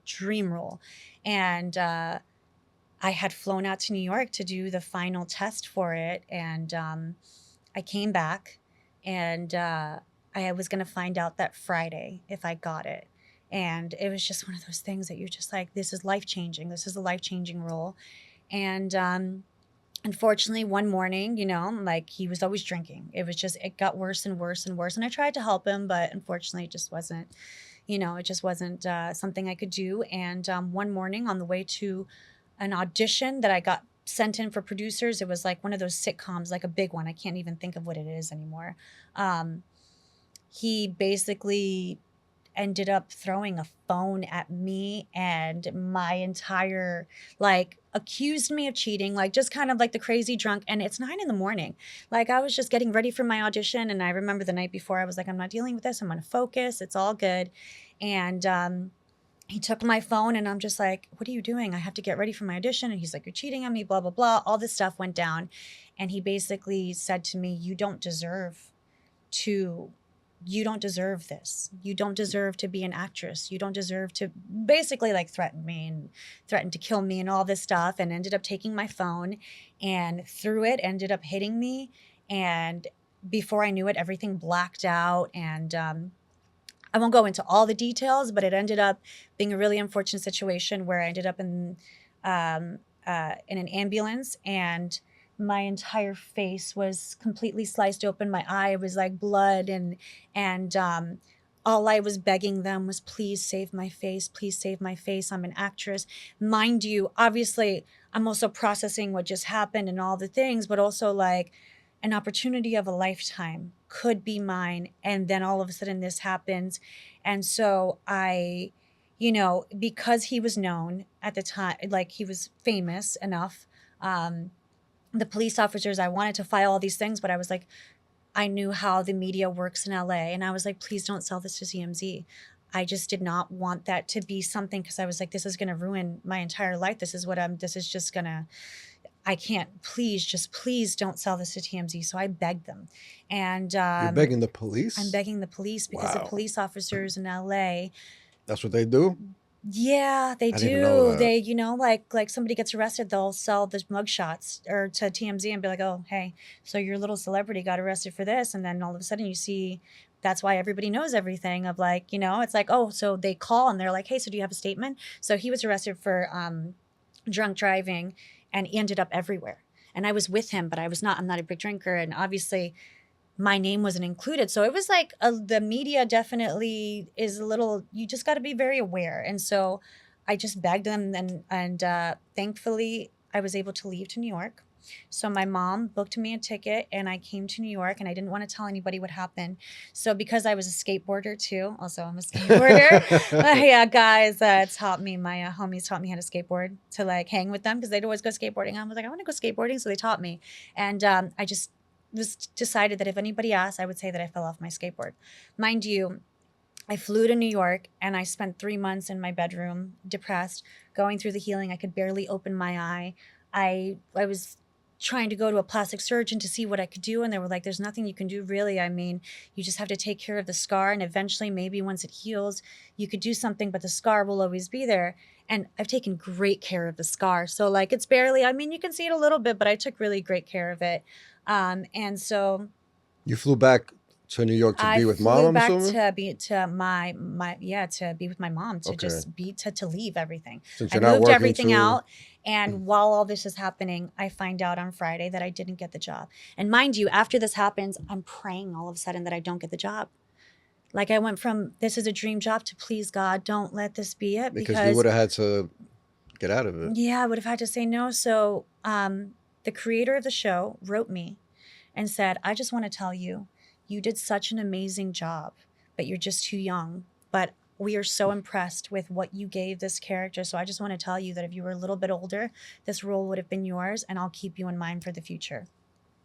And so that to me was like amazing, but also I'm never going to be able to act again. I'm never going to be like, in my mind, that's it. Like I can't, like it was crazy. I did not look like myself. So as I'm starting to heal, I started to help my mom with origami owl. That was like my way. I cut layers. So I wore my hair like this forever, because I didn't want anybody to see it. And then my girls, over time, I finally started to tell them that I like, finally, when I was ready and it started to heal better and started to open my eye, I finally was honest and told them individually what had happened. And it ended up being the best summer of my life because of what I had gone through. I went home and I was with my girlfriends, and I was here in New York, and I got to just be surrounded by so much love and support that it helped me heal in a way that I don't think I would have been able to if I had stayed in LA. And so that was a beautiful thing. And then on top of it, the creator of the show wrote a role and called me and offered it to me 4 months later. It was a small role, but he was like, hey, I just wanted to call and offer it to you. It could be something, it could not. So I had 2 months after that call to continue to focus on healing this. So I remember I went to Mac. I found a makeup artist who helped me put something here to like make it not really seen. I did the show. And I was like, here, I thought I'd never be able to act again. And here I am on Banshees. So I was incredibly grateful for the opportunity. But I had so much fun in New York that I didn't want to go back to LA. And so every time I was supposed to go back, I would cancel my trip and cancel my trip. And I was like, I think I might move to New York again. And yeah, I just basically, my agents were like, you either come back or we have to drop you because we don't have representation in New York. So I chose to go. I chose to go back. And what year is this? Where are we at now on the timeline? 2015, I believe, or 2014 or 2015. Okay. I'm not quite sure, but one of Oh those. yeah, I see. Guest starred on Cinemax's Banshee, Yeah. 2014, 2015. Yeah, well, I ended up doing a reoccurring, so I shot for 2 more episodes the Nice. following year. Amazing. Yeah. Next on the timeline is This Side of Her. Oh, that was Am I moving when too I fast? no, Is no, there not at anything all. that's- No, it's okay. perfect. That was when I moved back. So when I moved back, obviously this, and not speaking about it, but talking to my friends, my mom had mentioned this organization called No More, which is a domestic violence organization. And she was like, they're doing a really beautiful thing where people tell their stories through this site and share it with others, if you want to. And I wasn't ready yet to even talk about it. It's a website. Yeah, I'm sorry. Well, they had a site. Okay. So No More had a website, and they had entries where Okay. people could anonymously or write their name, write their story about their domestic violence situation, and share it with others as a way of helping others heal and helping you heal as well. So I ended up eventually writing and sharing my story, which led me on CNN. And the more, like, it was crazy, the whole situation. But this documentary, this woman I had worked with, I was doing this documentary, this side of her. And so she asked me to just be on it as myself, talking about my experiences as a woman. And so I briefly talked about the situation because she had asked me, so what makes you feel beautiful? And I was dealing with so much insecurity of not feeling beautiful because of this. And so it made me like, I broke, like all of a sudden I broke down, like, and she was like, what? I just asked her, beautiful, but meanwhile, I started to open up a little bit. But just to backtrack real quick, just the way the universe works, while I was in New York that summer, I was helping my mom with Origami Owl, and there was a young girl that she was working with, and who went to White Plains High School.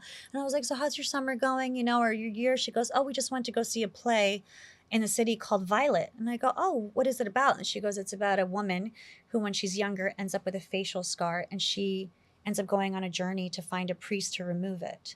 And Wow. I was like, what? So my mom and I went to go see it, and Sutton Foster was in it. It was only that summer that it played. And by the end of it, I mean, we're bawling, but it was beautiful because the woman gets a facial scar from her father when she's young, who was an alcoholic. Not the same, and so she lives her whole life. And in the play, and she never has a scar, but you imagine it's there, and she wears her hair like this always. And she's always insecure, and that's how I was feeling. I was like, oh my God, like, I'm an actor, my face, what am I going to do? Absolutely. But she goes on a journey. She meets these two men. She finds the priest that's supposed to remove it. He prays over her. He removes it. She comes out of there. She moves her hair back. She's existing in life with people and just like, and then she walks by a mirror and she sees it and it's still there. And she's like, what? So she goes back to the priest and she's like, I thought you said you were going to remove it. And he goes, no.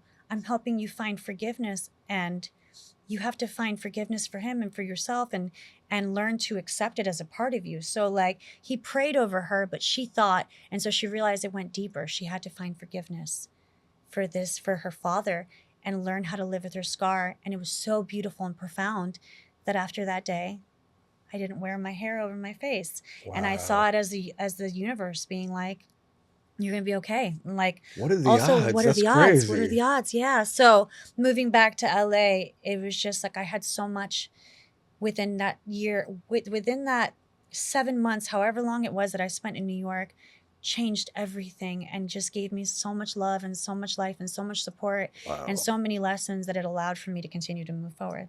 That's incredible. Yeah. That's really right? Like that. Yeah. That's like one of those inspirational stories. Like that's like, what are the chances, right? That's wild. Yeah. I love that. Yeah. So this side of her, you get back to LA and this is your first role? This was a documentary. Okay. So this was a documentary. I get back to LA, I do this documentary, and then I decide to kind of go back into everything.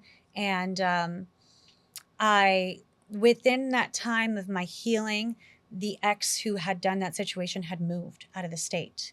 And so he had gone into his own life. And so you felt even better. Yeah, even better. But then I go back and then all of a sudden people are like, well, what happened? And this and that. And I always kept it very...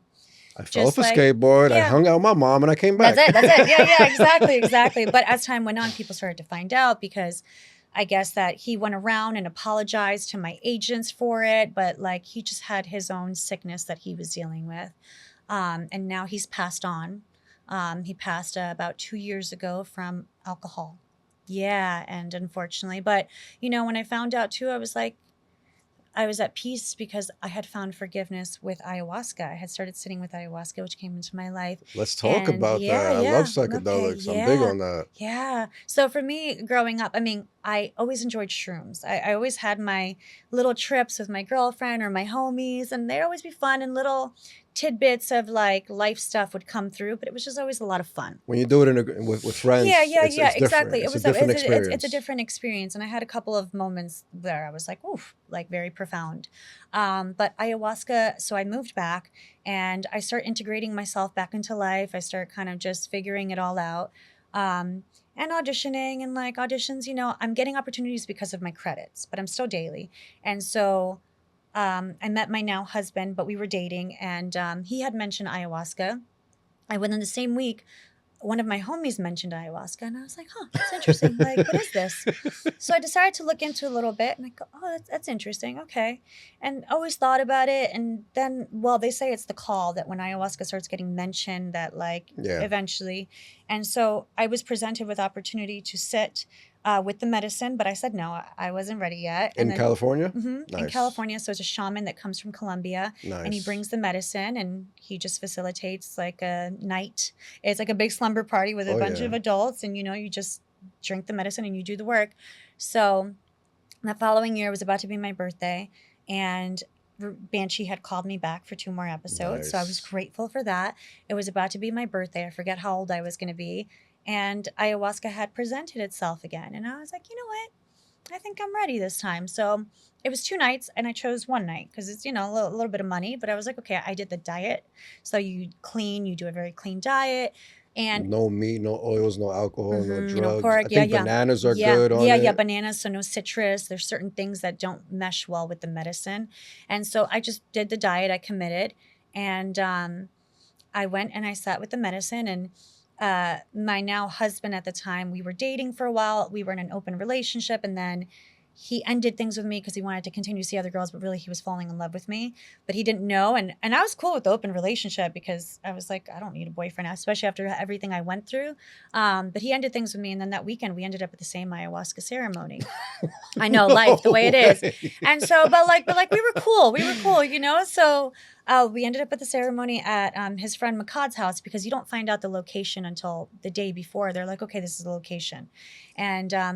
And his friend Makad is on Law and Order. And funny enough, he's the one that married us at Burning Man. But it's at his house. And so I show up and I'm like, okay. And I see him and I was like, it's all good. I'm here for me. I'm here to work on me.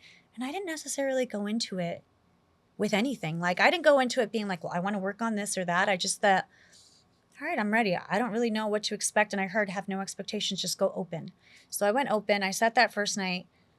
And prior to that, how we talked about how I always had this wall. I was always very tough. I never allowed myself to cry, to be vulnerable. I just pick up and keep going. Like, there's no time to be sad. We got to keep moving. We got to hustle. We got to make things happen. And so the moments that I did have where I allowed myself to cry throughout life were very short. I'd cry and then I'd suck it up and I'd be like, okay, Cherie, let's just keep going. And so I cried for 2 hours, maybe. I don't know. Time doesn't exist. But within the ceremony, I cried and I cried because I never allowed myself to cry. And for the first time in my life, I cried over everything I never cried over. And a little thing came up about my dad and some childhood stuff and like just a little bit. And now I don't know how much you know about ayahuasca, but I hear it brings up memories you don't remember right now. Yeah, so basically the medicine is a medicine of forgiveness and compassion, and it shows you yourself. It puts you in front of yourself, and it shows you the things that you need to work on, the things you need to forgive, let go, love, and just all the things. So it's a medicine. It really is. It's a beautiful medicine, a sacred medicine. And I have so much respect and so much just Grandmother gratitude. Ayahuasca. Yeah, grandma. Absolutely. Beautiful. And so I drank I committed to everything. And so when I drank the medicine, you drink, and the shaman's there to facilitate, to make sure you're good. And, you kind of just sit with yourself and whatever comes up, whether it's visions, a voice, or just a feeling, just knowing. And for me, it was crying. And then the next morning, you wake up or whatever, because it's a whole night thing. And I was like, okay, wow, man, fuck, I cried. I really cried. I guess that I feel better. I feel like not so heavy. And my now husband at the time was like, are you going to come back for the second night? And we were cool, right? And I was like, no. Like, I'm good, I think this was good enough for me. It was going to be one more ayahuasca. Yeah, there was going to be one more night. It was 2 nights. Usually people sit both nights. I wanted one. And he was like, and also it cost some money. And, I was like, I'm good. He was like, I'll buy it for you. I was like, you don't have to do that. He was like, I think you should sit another night. And I was like, I'm good, right? Like, I'm good, I'm good. Then the shaman came over and he was talking to me and he was just like, so are you going to sit another night? And I was like, no. He goes, I think it would be really good if you sat another night for you, you know, especially with you did. You could go deeper. And so I went home and I'm like, I'm going to think about it. And I decided to go back. Mm. That night changed my life forever. I went back. I sat with the medicine. Things were coming up, right? You drink the cup. And I go outside at one point because it was like in a mansion setting, you know, or at least mansion because he had a big house, you know. And I went outside and I sat down and I'm looking up at the moon. And I'm just taking deep breaths. And all of a sudden I feel this pain in here, like sharp pain. And I'm like, ah. And I'm like, what the hell is that? And I'm like, oh my God, like something's happening.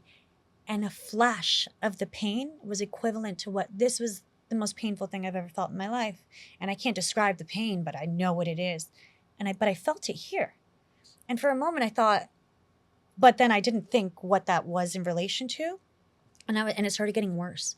Felt like somebody was turning my like insides. So I was like, I have to get inside. I have to get to the shaman because something's happening. As I'm walking, my body starts breaking down and he basically comes to get me. And I'm like going into just like pain. Like I'm like all of a sudden crying because it hurts so much. And I'm like, what's happening? What is this? And he drinks the medicine with you. So the medicine speaks to him. And he grabbed me and he whispered in my ear and he said, you need to forgive him. You need to set yourself free. And in my head, I was like, what? Like, first of all, I thought, like, I did not think this was in relation to the medicine. I thought something else was happening. And I was like, what? And he goes, you need to forgive him. Until you forgive him, you will always be carrying this weight and this pain. You need to set yourself free. And I just said back, he doesn't deserve forgiveness. And then the pain went, whew, and then I got sent, and then I got brought back to my bed. They were doing like these icaros and like just all these things, like trying to heal. They put this, a blanket, like I was screaming in pain, like how bad it was. And I was like, it was intense. And they came over, and with all the icaros and the medicine and all the things of what it was, I decided to start taking my deep breaths. And I was like, okay, all right. And then my mind was like, all right, forgiveness, right? I need to forgive him. And I was like, no. So I fought with myself in my head. And I was like, no, he doesn't deserve forgiveness. Fuck that. The pain got worse. And I was like, okay. And I was like, fine, I forgive him. The pain got worse. I didn't forgive him. I was just saying. You're just saying it. I was arguing with myself, going back and forth. And then the beautiful thing about that was that somehow I started to go back to just the relationship when it started and what it was and the humans that fell in love and just what this was. And, you know, because it's really in life, that's all we want is to be loved and to love and all the things. And he had a sickness. He was dealing with something that was beyond me that I could have never helped him with. And so I started to go to the center of what it was, which was love, and that I couldn't help him. And so with all of that, I started to just find this forgiveness for him. And then I started to find forgiveness for myself. And it was just, it went both ways, you know? It wasn't just like, oh, well, it's not like I was innocent, you know? And even though I was a good girlfriend, but still, you know, maybe I was a bitch, maybe this and that, whatever it was. And I chose to forgive. And I chose to come from a place of love. And I remember in the medicine, I was like, you know what? We loved each other. And I don't want to carry this anymore. I don't need to carry this anymore. This doesn't belong to me. I forgive you. And I found true forgiveness, and it started to loosen up. And it was like, wild. And then it went away. And I laid there with tears in my eyes and gratitude and forgiveness. And I woke up that next morning and I was like, oh my God, I forgive him. And to this day, because of that, I found forgiveness that I don't think I would have ever been able to find otherwise, through therapy, through nothing. I would have lived my whole life carrying this. And instead, I found forgiveness because of the beautiful medicine that ayahuasca is. And it allowed for me to welcome all of these beautiful blessings into my life because of it. That's amazing. Yeah. I never heard of a physical pain during and then ayahuasca was a big part of my life for about 8 years until I had my son. Like, even I had an ayahuasca experience that showed me from the age of 5 to 9. And that was, like I said, I didn't realize, and it showed me my mom's point of view. And it showed me what she was going through. And I remember I called her and I said, I just want to say thank you. I never said thank you for what you did for me, for like holding it down and for sacrifices. And she was like, what? Because she knew I was sitting with ayahuasca. She was like, oh my God, Cherie, these drugs again. And I was like, it's not a drug, Mom, you know, it's a medicine. And after the certain things that would come up, trauma that I experienced that was coming up, she started to really be like, that came up, and things that she didn't, you know, it was just like all of a sudden, all of these things were coming up and I was able to work through a lot. That's so amazing. Beautiful. Yeah. The book that you got from the Red Book. Yeah, I still have it.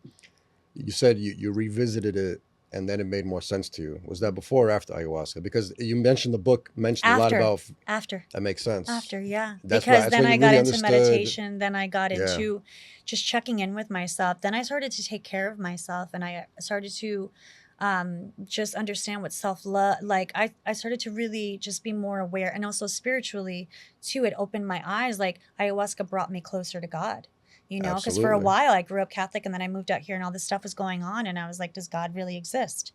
And it brought me just a different understanding. And so I pray every day. I talk to my guardian angels every day, you know, like I say grace over my, you know, like I was saying grace over food, and somebody was like, wow, I haven't seen anybody do that in a while. And I was like, always, I'm always great. I'm always, every day I wake up, I go to work. Thank you, God, for this opportunity. Thank you so much. I'm so grateful, so blessed. Yeah.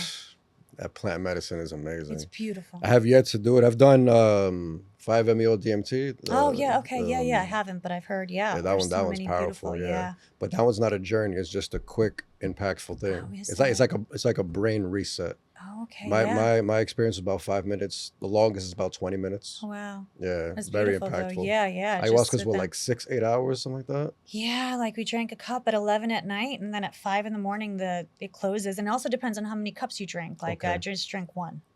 Also, the taste it comes from the earth, you know? It's like back in the day, the Amazons, they figured out that if you take this branch from this tree and this leaf from this tree, put it together, it brings you the medicine. Yeah. Yeah, it's wild. Beautiful. Yeah, really right? Is. Wild. Love it.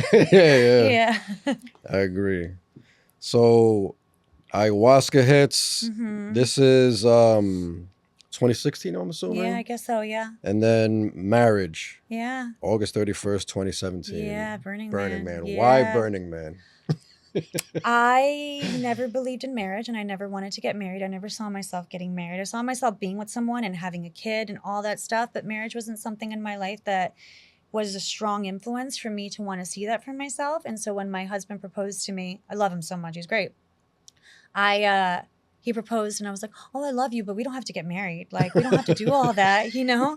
Like we're good. Like, I was content with just going to the jungle and having the shaman marry us. I was like, we could do a spiritual ceremony. We didn't have to do the paperwork. And of course, I'm my mom's only daughter. So I came to New York, and she took me to castles. She took me all over Westchester to look at every wedding venue, and was like, well, just entertain the idea. And of course, every interview or whatever that we went on, they would say how much something was. And I was like, nope.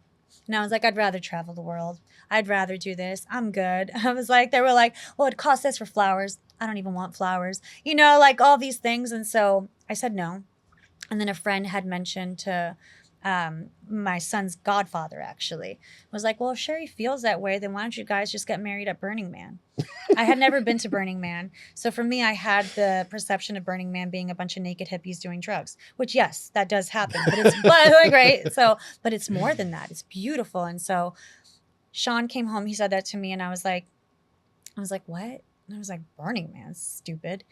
And I Googled it. And the first article that came up was a Vogue article about this couple that actually had done a wedding. And I was like, oh, that's beautiful. And then I started to see more weddings, and I started to see the art installations. And I was like, hold on, what is Burning Man actually? And I looked into it, and I go, wow, this is beautiful. This is insane. This is unique. And then I had like this little feeling that my girl said that you would have when you see the venue. And I was like, you know what? I'll get married at Burning Man. Why not? We don't have to do like the whole thing and just go an art installation, you know, like this seems like something I would experience, or I would love to experience. And so the tickets, people from all around the world go. When you enter the lottery to get it, like your name, the little man runs across the screen, and only certain many people get the tickets. And then there's a second round. But basically it's kind of hard to get tickets. And I thought, if I don't get tickets within this round, I'm not going to do it, because I'm not going to do some last minute stuff. My little man ran across that fucking screen, and I got those tickets. So I was like, okay, it's meant to be. So we had 3 months to prepare. I was going to bring my parents. Thank God I didn't, because that's a lot. And it's also our first time. So while I'm trying to figure out the survival stuff of Burning Man, bringing enough water, food, all the things, you bring everything you need to survive. And then an RV and all this stuff, I'm also figuring out, like, well, what am I going to wear? What do I want to do? What do I want? I had no videographer, no cake, nothing. My wedding dress, I ended up putting together lingerie. It's on my Instagram. Even my mom was like, but I wanted to dress as Princess Jasmine, like esque for my wedding, but that didn't work out. So I went with this lingerie piece and this beautiful thing that I created. And we went to Burning Man. I learned how to ride a bike for Burning Man because that's how you get around. And we went early to go build. Like everything, the city starts as nothing, it's just dust, and then everything gets built. Burning Man's insane. It's like you enter a portal into a different dimension. You don't need drugs. The place in itself, it's like being a kid again. The art evokes all these feelings in you. I mean, there were things that I saw that made me cry, and I was like, why am I crying? What is happening? There was beautiful people that I met. And before that too, I was always very closed off, which is interesting. Now, everyone that knows me as this sweet, like I call everyone love. I don't know where that came from. I'm just like, and not that I'm not sweet, but back before ayahuasca, before all this, I was always very closed off. Like, you get to know me, then I show my personality. It's just the way I grew up in New York. I was like, I don't know, like Absolutely. I wasn't overly nice. I wasn't like, hi, just be like, hi. There was no hugs, there was no this. And so Burning Man took me out of my comfort zone because everybody wants a hug. Everybody's like, It's all hey. love. And I'm just like, Yeah. everyone's too nice. This is too much.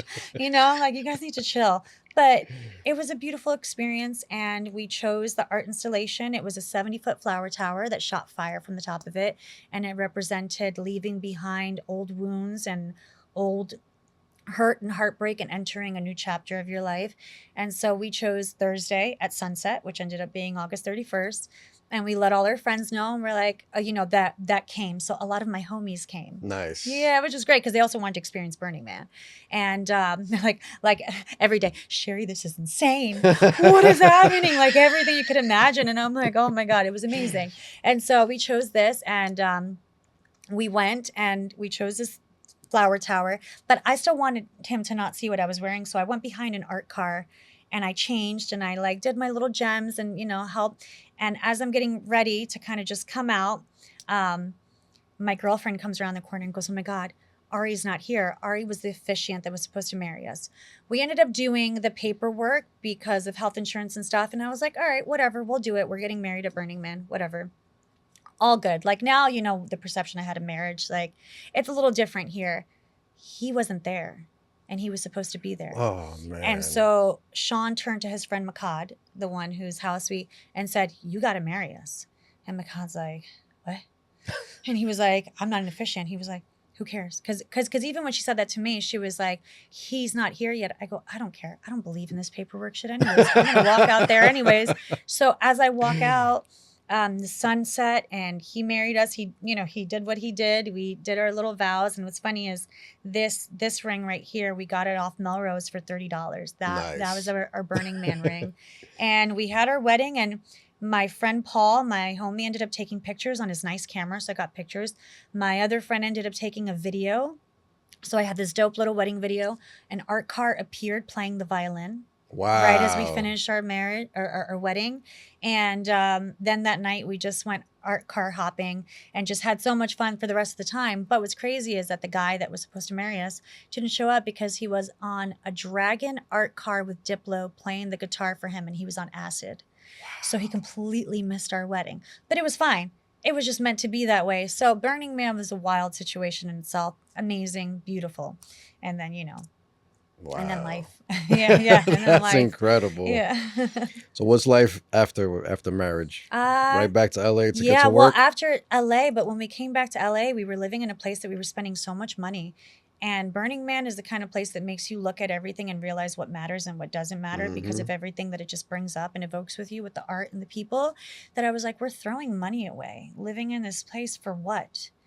And so we, within 10 days, packed everything up and moved and decided to pack up our luggage and our dog.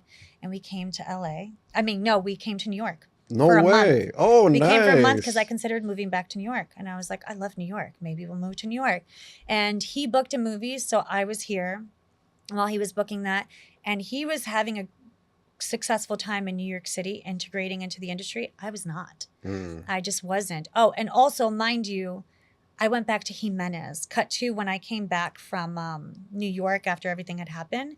My manager and I parted ways. There was just differences that we had. She was great, but it was just certain things that she was doing that I just didn't agree with. And I felt like, and I was very loyal. I thought I was going to be with her forever. But it was a good decision for me to part ways. And the first thing I did was go back to Jimenez. Because I Perfect. was like, you know what? I think this is my chance. Like, I'm grateful for Daily and all it did for me, but like, I'm ready to go back. And then the auditions kind of dwindled. Yeah, which is funny. And I was like, of course. Of So course. yeah, so then I came back to New York and I had a difficult time. He had a great time. And then after that, we went back to LA for a movie premiere that he had. And then he booked a movie in India. And so he went to India for 2 months. I went for a month. India changed my life. It was a culture shock. It broke my heart. And it was also one of the most beautiful places I had ever been. So that was a life-changing experience in a lot of ways for the way that I carry myself and the way that I just am. Like, I went there and I was like, oh, I want this beautiful sari. And I wanted just all these colors and these gowns. And the first thing I saw off the plane were these children and these babies. And I remember that night, they were draping me in these beautiful saris. And I was like, what am I doing? What the hell is this? I don't want this. So instead I fed everyone that I could while I was there. And then one of the wardrobe guys on his show ended up making me this beautiful piece at the end of it. Nice.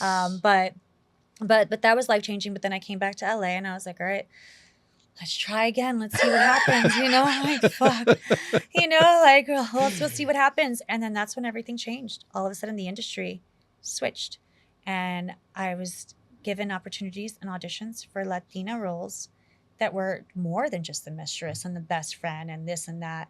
And I started auditioning for these great opportunities and I started getting close to getting these things. And I started to grow in these relationships with these casting directors, which was more important almost than getting the job, even though the job is great. It's the networking. Truly, it truly is. And over time, and so that for me was beautiful because I was on the other end of the industry that I had never been on. Even with booking all these jobs, I was Jimenez now. So this was me going into it as me, authentically me. And I just started, the universe, the industry opened up for me in such a beautiful way. And I ended up with my manager that I'm with now, who's amazing. And then I would just book something here. I did a Kia commercial. I did a Verizon commercial. After Banshee, I did NCIS. I played a senator. That's the one I have next on my list. That was 2021. Senator. Yeah, which, I was like, me play a senator? Yes, please. And so I did that. And around that time, I was up for other opportunities that I wanted that I didn't get. Taylor Sheridan was calling me a lot for Yellowstone. And so because of my nationality, I'm Puerto Rican, Dominican, Italian, Sicilian, and Taino, which is the Native American, but the Puerto Rican.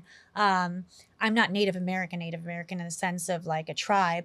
And so I was getting called in for a lot of Native American roles. And for me, if there's one thing I will not do is I will not take an opportunity away from like for me, I'm not going to pretend that I'm something that I'm not. And I have so much respect that I would say no.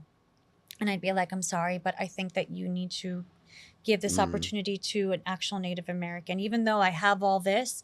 And so, I would audition and things were great. And all of a sudden, and also too, after getting married, Sean wanted a kid.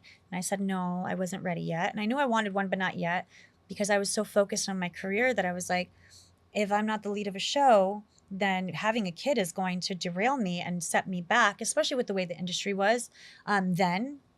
And so I had this fear, but ayahuasca being a part of my life, one of the things that came up on one ceremony was the fear of being a mother and a working actor. And so the medicine helped me move through that. And it showed me on set holding a baby. And it basically was like, you're going to be just fine. But I still wasn't ready to be a mother until I went to Colombia.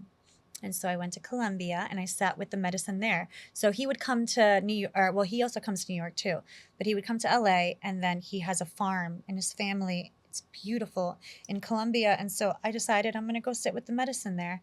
And 4 ceremonies, which is for me a lot, but they're all spaced out.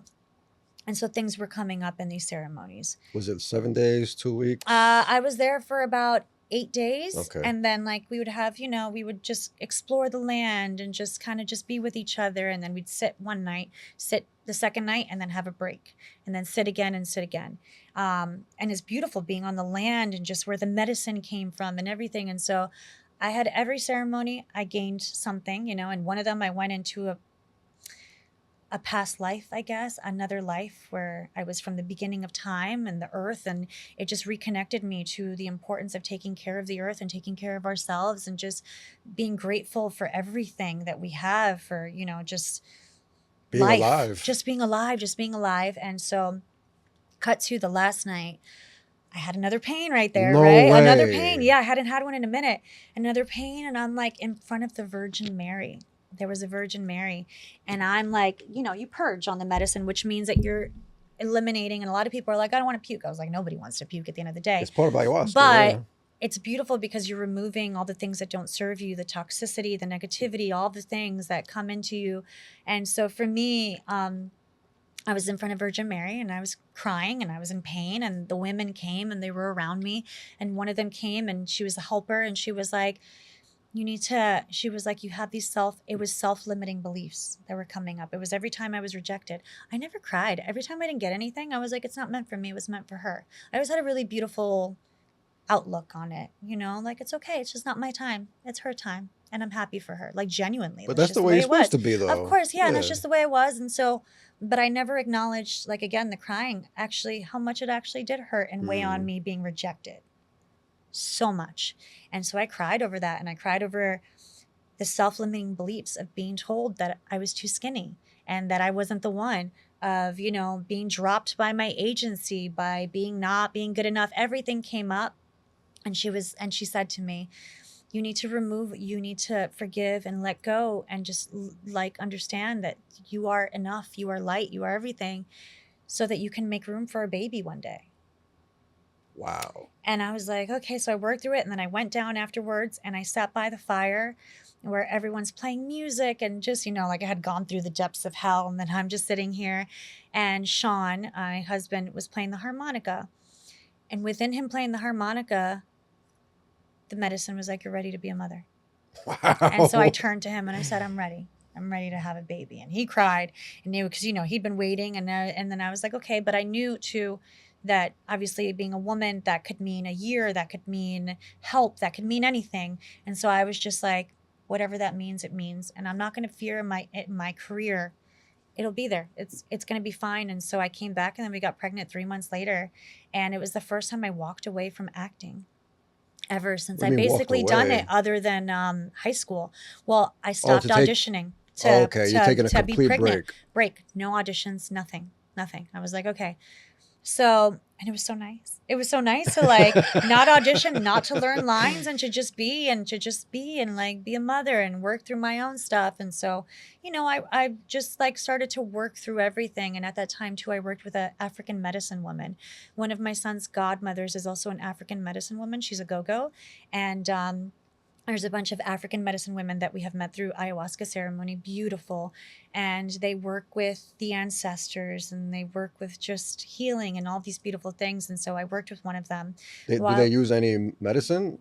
No, they use herbs and flowers. And you're not ingesting anything? No, nothing. I wasn't ingesting anything. And so I decided to do an ancestral divination with her. It's what it's called. Because when I was in Colombia, I had channeled an ancestor, a past life, something that came up. And I didn't know what to make of it because I had never had anything come up like that. And so I heard that she was somebody who knew that world, and I spoke to her about it. And she goes, we could do an ancestral divination one day. And so what is that exactly? An ancestral divination is a reading that you get from an African medicine woman. And basically, I mean, it's crazy, but I guess there's a movie too where it's like a reading where she has a bunch of stones and she throws the stones and she can read sticks and stones and little things, and it'll give you a reading on your life. Yeah, it's like not tarot reading, because I don't do those. There's certain things I don't mess with. But this was a beautiful, also with the medicine. And so she gave me an ancestral divination, and she was talking about different parts of my life. And it was beautiful because one thing she said was, your ancestors are so proud of you for fulfilling your purpose and choosing to become mother. Like, this is a beautiful thing that you're doing. Also, your ancestors, it's basically like messages from your ancestors, Wow. are proud of the relationship you have with your mother. You have a beautiful relationship with her. And then my father came up, and it was, she went, huh, she's like, you have an open door of blessings right here. And I was like, oh, okay. She's like, it's open. Usually it's closed, it's open. But standing in front of that door of blessings is this weight that you're carrying of your father. There's depression there. And I was like, what? And, I mean, as I got older, I reconnected with him at one point. I forgave him when I was working through the forgiveness, the karma mountain of life. And the relationship was always not, it wasn't really a relationship. And I didn't expect anything much, but, there was little communication here and there, but there was disappointment. There was continued disappointment. And so for me, it was, do I continue wanting a relationship, or do I just close that door? I chose to close that door for myself, for my own peace of mind, with forgiveness and love, but just, it's better for me this way. And so for that, but at that time, that I wasn't in that space until she said that. She was like, you want to work through this, and then she said, wow, you're in the deep end of the ocean, the blackest part of the ocean. And you have to find trust in the unknown and know that everything's going to work out. She goes, you have such a beautiful future, but you're not going to get that until you move and find forgiveness and work through these things and work through the depression that you're feeling and the sadness. And so pregnant too, and also being a mother, it's like, I want to, everything that I feel, my baby feels. So I meditate every day. I really just centered myself. I listened to angel music and sound waves every day. Like, everything changed because I love hip hop and rap, but I decided to kind of just change the vibration of what I was just putting into myself, the food I ate. I really took care of myself and everything. And so I took care of my mental, and it was just so beautiful because she gave me so much insight into just a lot of things that I was feeling. And I had a wild dream at that time about wanting to go here and go into this chaos. But then there was an orb filled with rainbows. And I still to this day, I've never had this dream. And I wanted to go in the rainbow, but I had all this going on. And it was like, just go. Just go, let go and go. And that to her, because they also interpret dreams. So I was dreaming a lot. And then things came up, and so that was a beautiful thing, because I feel like it put me on a really beautiful journey into just the acceptance of what was, and also motherhood and walking away from the industry and trusting. Like, there was just trust. I was like, I just need to trust. And also working through that sadness that I felt. And so I did. I worked through all of it while I was pregnant. And what's so beautiful is that while I was pregnant, I was still getting called in for certain auditions where my manager would be like, I know you're saying no, but they called you in for this audition. They specifically requested you. I just wanted you to know. And I was like, well, hey, as I got my belly, and I was like, well, that's a great thing. That's a good sign from the universe that, like, it's going to be there when I'm ready. Then I had my baby, and I realized I'm not getting back into the industry for a minute. I'm going to focus on being a mother. It's just my husband and I. My parents live in New York. His parents live in Texas, Ohio. And so 6 weeks after I had my baby, a director that I had worked with in a movie prior, which I guess we didn't talk about it, called Lost Girls, I played a social worker and human trafficking survivor. Very special movie. That's deep. Yeah, very deep. Deepest role. I remember when I read the script, I go, whoever gets this, because they're working out for them, and I got it. And it opened my eyes to a whole world that I knew nothing about, and it took me outside of just all the bullshit and all the things that I was caring and stressing about, and really took me into this different aspect. Like, I would come home from set and I would cry because of just how heavy it was, and I had to be the strong one in the movie to help these young women integrate back into life. And I was playing a real character of a woman who existed. So it was a beautiful experience. That director and I have a very close relationship. She wrote me into her movie, Maya, where I play the same character. And I had just had my baby, and I told my agents, I'm not getting back into acting yet. And they were like, whatever you need, which is great. And I was like, okay. And she wrote me in, and I was, as an actor, that is an honor. Absolutely. An honor. So I said, look, I'm not really trying to get back, but you know what? I just have my baby, and she said, I'll get you in and out. Nice. And I said, okay. She got me in and out. So I did it for her. I was like, I'll do this for you. And it was beautiful to be on set. And I was like, wow, look at this. And then I stepped off, and I was like, okay, I'm not ready yet. And my agents were like, so you're not ready? And they were like, okay, Cherie. And I was like, okay, And then auditions would come in. I would say no. And then probably like 7 months later, I get an audition for a movie called Guns and Moses. Or, well, it was Man in a Long Black Coat, the movie that just came out that I did. And I said, it was one paragraph of like a little monologue. And I was like, I'm a little bored. In the sense of like, I would like to audition. Like why not? Just to do something, just to work, just to get my creative juices flowing. And so I said, yes, I'll do the audition. I did the audition, didn't think anything of it, got a call back. And I do a producer meeting, and basically I get it.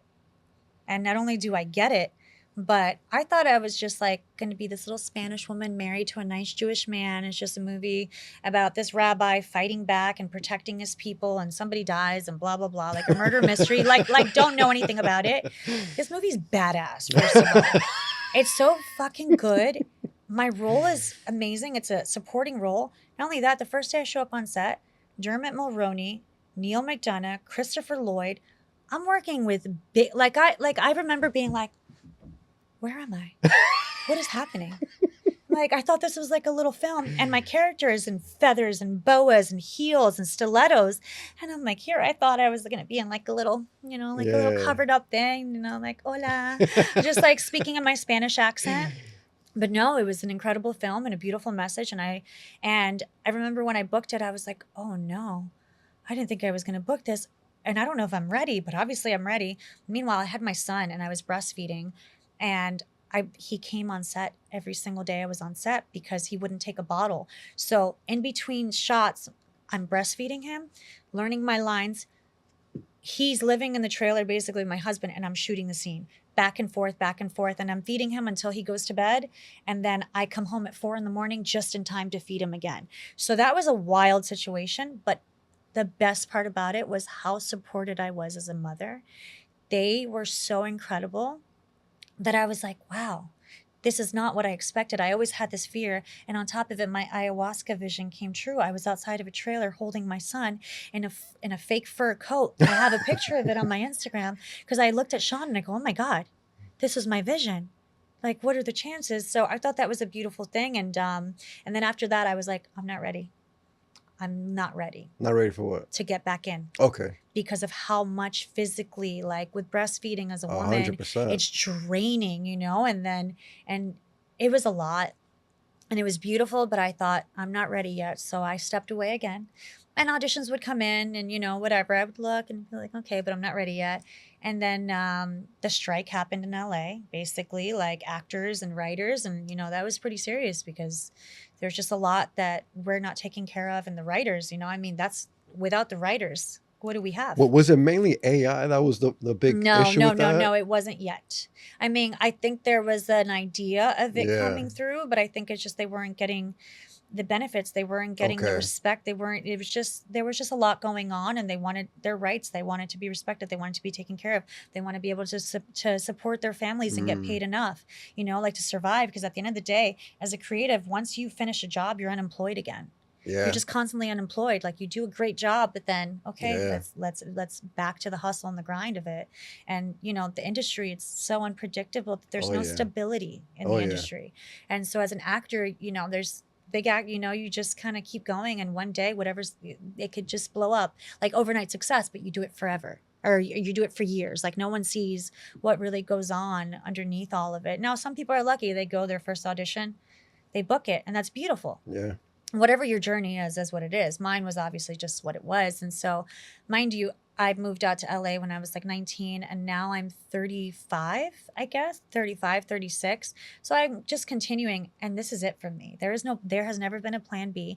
There's always been the hustle of having jobs and surviving. I've had some under the table jobs. I've had all the things, but this for me was like, this is my thing. So I'm going to do it until something. And I always knew something was going to happen. Like, I got to a point too where with all the work and everything, the spiritual work, I was like, it's going to happen. I know it's going to happen, whatever it is. My time will come, and it will be for me. Because you're on the right route. Yes. It's like if you're going towards what you want, you're going to get there. Yeah, exactly. It's just about... Everyone's timeline is different. And just like really, truly having this belief in myself that it's just like in my soul. And like, I was like, I just feel it in my soul. This is meant for me. I don't know what it is, but this is meant for me. And so we had to leave LA because the strike happened, basically no jobs. You know, we just had a child. We found black mold in the place that we were living in. My husband was having health issues. The guy was like, you need to leave now. Absolutely. So we packed everything up, and his grandmother left us a house in Texas in Lufkin. So in the middle of nowhere, like 2 hours from Night and Houston. day from LA. Oh yeah, like 90 acres, cows. Wow. All his family lives around each other. There's no Wow. service. Even though there's internet, you really have no service. You go bird watching, you shoot guns, you blow shit up. For like, you know, it's great. It's great for what it is. Now I'm a city girl. So imagine taking me there. I had a very difficult time. I love his family. I love it, but only for so long. Absolutely. So I was not in a good place. And also I'm in postpartum. And so my postpartum came later on. I had a home birth too. It was planned. And so, you know, I was very holistic in the way that I took care of just myself and everything. But also not that I'm not about medicine. You know what I mean? It's just the way that I took care of myself. And so I go to Texas and I'm not happy at all, to be honest with you. But my son is thriving.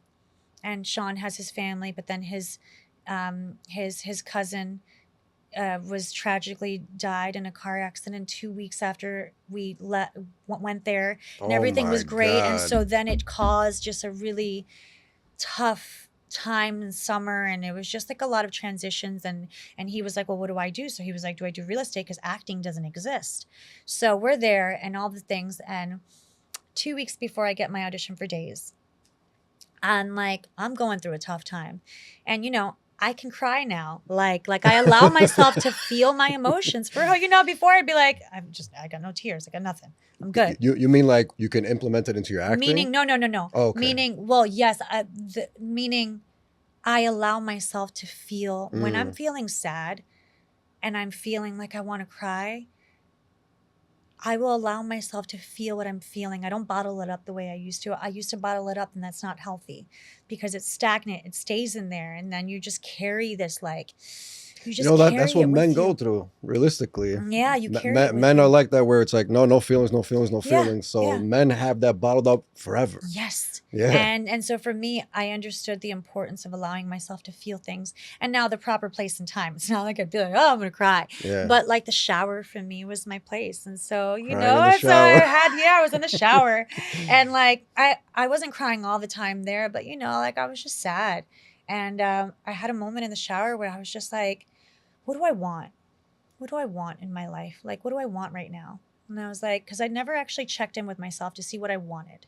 I always just allowed life to take me where it did. And like, I'd be like, yeah, that sounds good. And I was like, what do I want? It's the first time I ever actually sat with myself and checked in. And I was like, I want to be a working actor.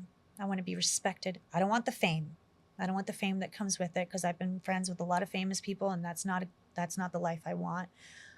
I want to be respected. I want to be a great mother. I want to be happy. I just want to be happy, you know, like I just want this for myself. But the career thing was something that I knew. And also my son was about to be 2. And so I was like, do I want to get back into or maybe he was 1.5. He wasn't 2 yet. I was like, do I want to get back into the industry? And I go, maybe next year when he's 3. And I cried. I let it go. And then 2 weeks later, I got the audition for Days of Our Lives. Wow. I haven't auditioned for Days since I was 22 for the role of Gabi. But when I got it, it wasn't Gabi. It was a different role. It was a different name. And so I thought, oh my God, great character description. And I was like, I knew the girl that had booked it had been doing it for 13 years, Camila. And she didn't book it initially. Another girl booked it. They fired her, and then they brought her in. So I just knew that she was the one that had gotten the role. Like, good for her. Great. So I thought it was to be her sister, because we kind of look alike, or to be cousin, something. And I was like, oh, this is fun. I was like, I'll take this audition. Also, it's the writer's strike. How am I auditioning? Soap operas are not included in the writer's strike. They're different. Really? Yes, they have a different thing. That makes sense, because it's ongoing. Especially soap opera. It's exactly. ongoing. So the writers are always working. Yes, exactly. And so I took the audition. I did it. Great. Whatever. Again, just happy to audition. And also Days, I get a call back, and I'm like, oh, cool. I do the call back with the casting director, and it's through Zoom because I'm in Texas and I'm doing it. And she's like, all right, so do you know about soap operas? It's one rehearsal and it's one take. We do it in one take. I was like, yeah, I've heard. She was like, okay, so We go to do it. I fuck it up. Oh. And I'm like, huh, you know, like fuck it up. And I go, one take, Cherie. And I laugh at myself because, you know, like I got a What good else you gonna attitude. do? I was like, whatever. And she was like, it's okay. We can go again. I was like, okay, thank you. So we went again. She gave me some directions. She goes, great. She goes, okay, I'll keep in touch. I'll talk soon. And usually when somebody says that, you don't, you know, they could just be saying that. That's Hollywood Yeah, talk. no, yeah, exactly. So I was like, okay, cool, whatever. A week later, I find out I have a screen test, meaning that I'm going to go on set, work opposite of the actor, and do the scene in front of the cameras and everything. But this is still audition. Yeah, this is Okay. still an audition, but this is the final one. And I'm like, what the fuck? This is amazing, right? So I would have to move back to LA, but still, I'm not thinking I'm going to get it. What got me was when I got the contract. So with the screen test, they send you the contract because if you book it, you start right away, kind of thing. And it said Gabi Hernandez. My heart dropped to the pit of my stomach, and immediately I Googled because I was like, I didn't Google shit. I didn't know. You know, and the girl was leaving after 13 years. She didn't want to do the soap anymore. She wanted to start a family. She wanted to move on to other things, movies and other TV shows. And so she was leaving. And I was like, what are the chances? Like that really got me because I was like, Gabi. So then I called my agents and I was like, I auditioned for this role when I was 22, and they were like, I remember or I had just signed with those agents. That was one of my first auditions that I had with my agents that I have now. Because I remember, like, you know, I was just with them. And so I go to New York and I go and I bring my family, you know, we go for 2 weeks. We stay with the godparents. The 1 week was just to kind of settle in and just kind of get going. And then the second week, I meet with the casting director through Zoom again. And she's like, all right, so this is how it's going to go down. This is the process. She was like, look, at the end of the day, you have to have chemistry with the actor. If it's meant for you, great. If it's not, you have NBC, you have Universal, you have Peacock watching you. So if you're not right for this, you could be right for something else. This is, no matter what, it's a win-win. This is great. So I'm like, okay. And so she's telling me too, you don't have enough fire. I need more fire from you, for this character's fiery and spicy. She doesn't give a fuck and she's confident in this. And after becoming a mother and working through ayahuasca, I had let go of a lot of my anger. Yeah, you're all at peace now. I'm so peaceful. I'm so Love peaceful. and Love peace and and peace. acceptance and I forgiveness. am. Like, I don't hold grudges. I don't have issues. I just don't fight. Like, I'm just not. And also, I have zero fucks. I'm like, I don't give a fuck. Sure, whatever. Go right ahead. Knock your lights out. She was like, I need you to find the fucks to give. And so she goes, your homework this week before you come in Friday is to go back into your life and find where you gave a fuck and you had all this fire and you cared about stuff. And I was like, wow. So it was interesting. It was like a little bit of a ayahuasca ceremony for me because I had to go back into just who I used to be, like elements of just who, not I used to be, but it's still there. It's always still there. And really just find that, because in the scene, my guy calls me the name of a different woman as he's kissing me. And then we get into a whole argument, blah, blah, blah. So I go and I find this little red dress. I go to the screen test. I'm screen testing against 5 other girls. One of them I know because I know the Latinas in Hollywood, you know. And I'm like, oh, this is great. And I'm excited because I'm like, all right, whatever. This is so cool. And what's wild is that when I walked into the studio doors, the first flash that came into my mind was my ancestral divination, where she said, you have an open door of blessings. You just need to walk through it, but you can't walk through it until you work through this. I had been working through all of that for a minute. That door for me was the blessing. And I said to myself, because my son's godmother, she was like, so how do you feel? Do you want? And I was like, do I want it? Do you want it? I go, yes, I want it. I go, but more than anything, I want to give it my all. I want to do my best so that when I go back to that farm in Texas, I know that I put everything out there and I can always know that I gave it my all and be proud of myself. At the end of the day, that's it. Absolutely. And so I did just that. And I gave it my all. And it was beautiful and it was incredible. And I walked away so proud of myself. And I was like, all right, fuck it, you know? And what's crazy is that in the show, the symbol of the DiMera family is the phoenix, because he died and came back and rose from the ashes. He's the greatest villain in TV history of a soap world. And my son's name is Phoenix. I named him Phoenix after the firebird, you know, and just all of that, of what that means to me. So in the screen test, before the camera started, I looked over and I saw a phoenix statue, and I didn't know that was a symbol of the. So I thought, is that a phoenix? And they were like, action. in the scene. Do it. Like just like what the fuck? So when I booked it, I found out from my coworker, the guy that played my husband at the time. He was like, just so you know, your son's name. And so I booked it. I went back to I went back to Texas, and I got the call, and they were like, two days after I flew back, they were like, hey, so how'd it go? Because they knew, but they were like, how'd it go? And I was telling them, I'm so proud of myself. Thank you for this opportunity. No matter what happens, I know something amazing is coming. I just know it. I can just feel it. I know it.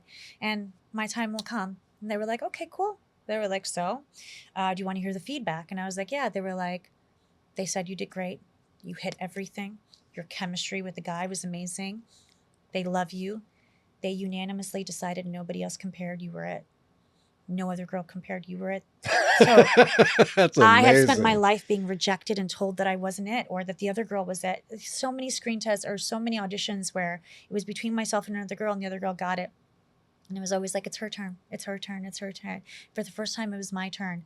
I cried hysterically. Of course, with gratitude, because I was like, oh my God, to be told that you're the one is such a wild feeling. And, I'm 36, 37. I don't even know how old, 36, 37. Like, this is what I've worked my whole life for. And not only is it a role, I thought it was a little, like, I didn't know how big Gabi was. Gabi's huge role. This is a dream role. I love it. So we moved from Texas. We packed everything up in the car, and we left half the stuff there because, his grandmother and his dad and all that stuff. And I flew with Phoenix. Sean packed up what he could in the car. We lived out of my luggage for the first month while we looked for somewhere to live. And I went to work, and I started working on my dialogue. And it took me a minute because I'm a recast. Being a recast is really tough. I was met with a lot of resistance because people love the previous actress so much. And I get it. It's like you're watching something, you're used to somebody, and then all of a sudden somebody else comes in. You're 100%. Like, whoa. You're so invested in that person. Yeah, that and I was just talking about it last night. I was like, that's like the Fresh Prince of Bel-Air, the mom. All of a sudden she was replaced. Yeah. And I was like, no. What, 100%. What happened? What are you doing? And didn't even look similar. No, not at all. You were like, this is not okay. So that was definitely tough for me. But when I started the show, also too, this character is confident and sexy, and she's a businesswoman, and she's smart. And there's so many amazing things about this character. I was in postpartum. I was frail. So I spent my whole life as an actor being ready, camera ready, perfect body, perfect hair, perfect everything. And all of a sudden I'm like, wearing swellies there, like not even, I don't feel confident straight up. And I booked this character and I wear tight dress and all the things. And I'm like, oh my God. So the beautiful thing was they showed me patience, and I gave myself grace, and they were so wonderful. And they said, it's okay. You're the one. So wow. I started working out. I started weight training. I started taking care of my hair because, pregnancy changes your hair texture. I've always had beautiful bouncy hair, and all of a sudden it's like losing hair and it's dry and flat, just like all the little things. And then also internally too, like I'm just like processing everything because I'm like, okay, now it airs so far ahead that nobody would know for 6 months that I booked this role. So for 6 months, I got to work hard, and I got to focus on this character until the world knew.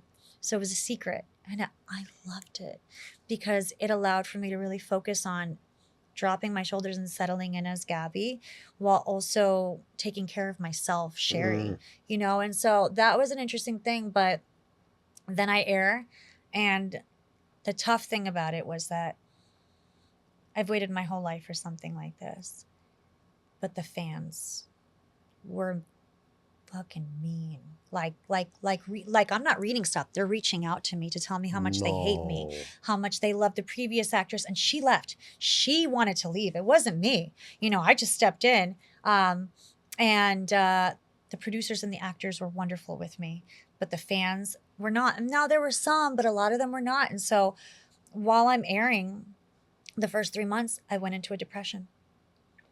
I'm supposed to be so excited on top of the world for this role, and meanwhile I'm being ripped apart every day by grown-ass women, and who knows who's sending me messages, and I'm just like, so I had to, because I'm older, so I don't know in the world, the internet world as much as I should. Like I do, but I don't. So I had like the younger kids on the show be like, how do I block or how do I turn off settings so that people don't have access to me? Because I have to have a public profile. Because I was like, can I make it private? They're like, no.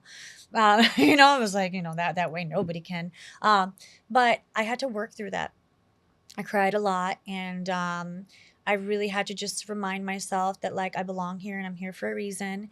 And I remember one of the weeks that something was going on really intense, like for me, just outside of work, because I never brought it to work. No one ever knew what I was going through. One of the head producers said to me, Cherie, I just want to tell you, you have far exceeded our expectations. You have made Gabi your own, because they also changed the character.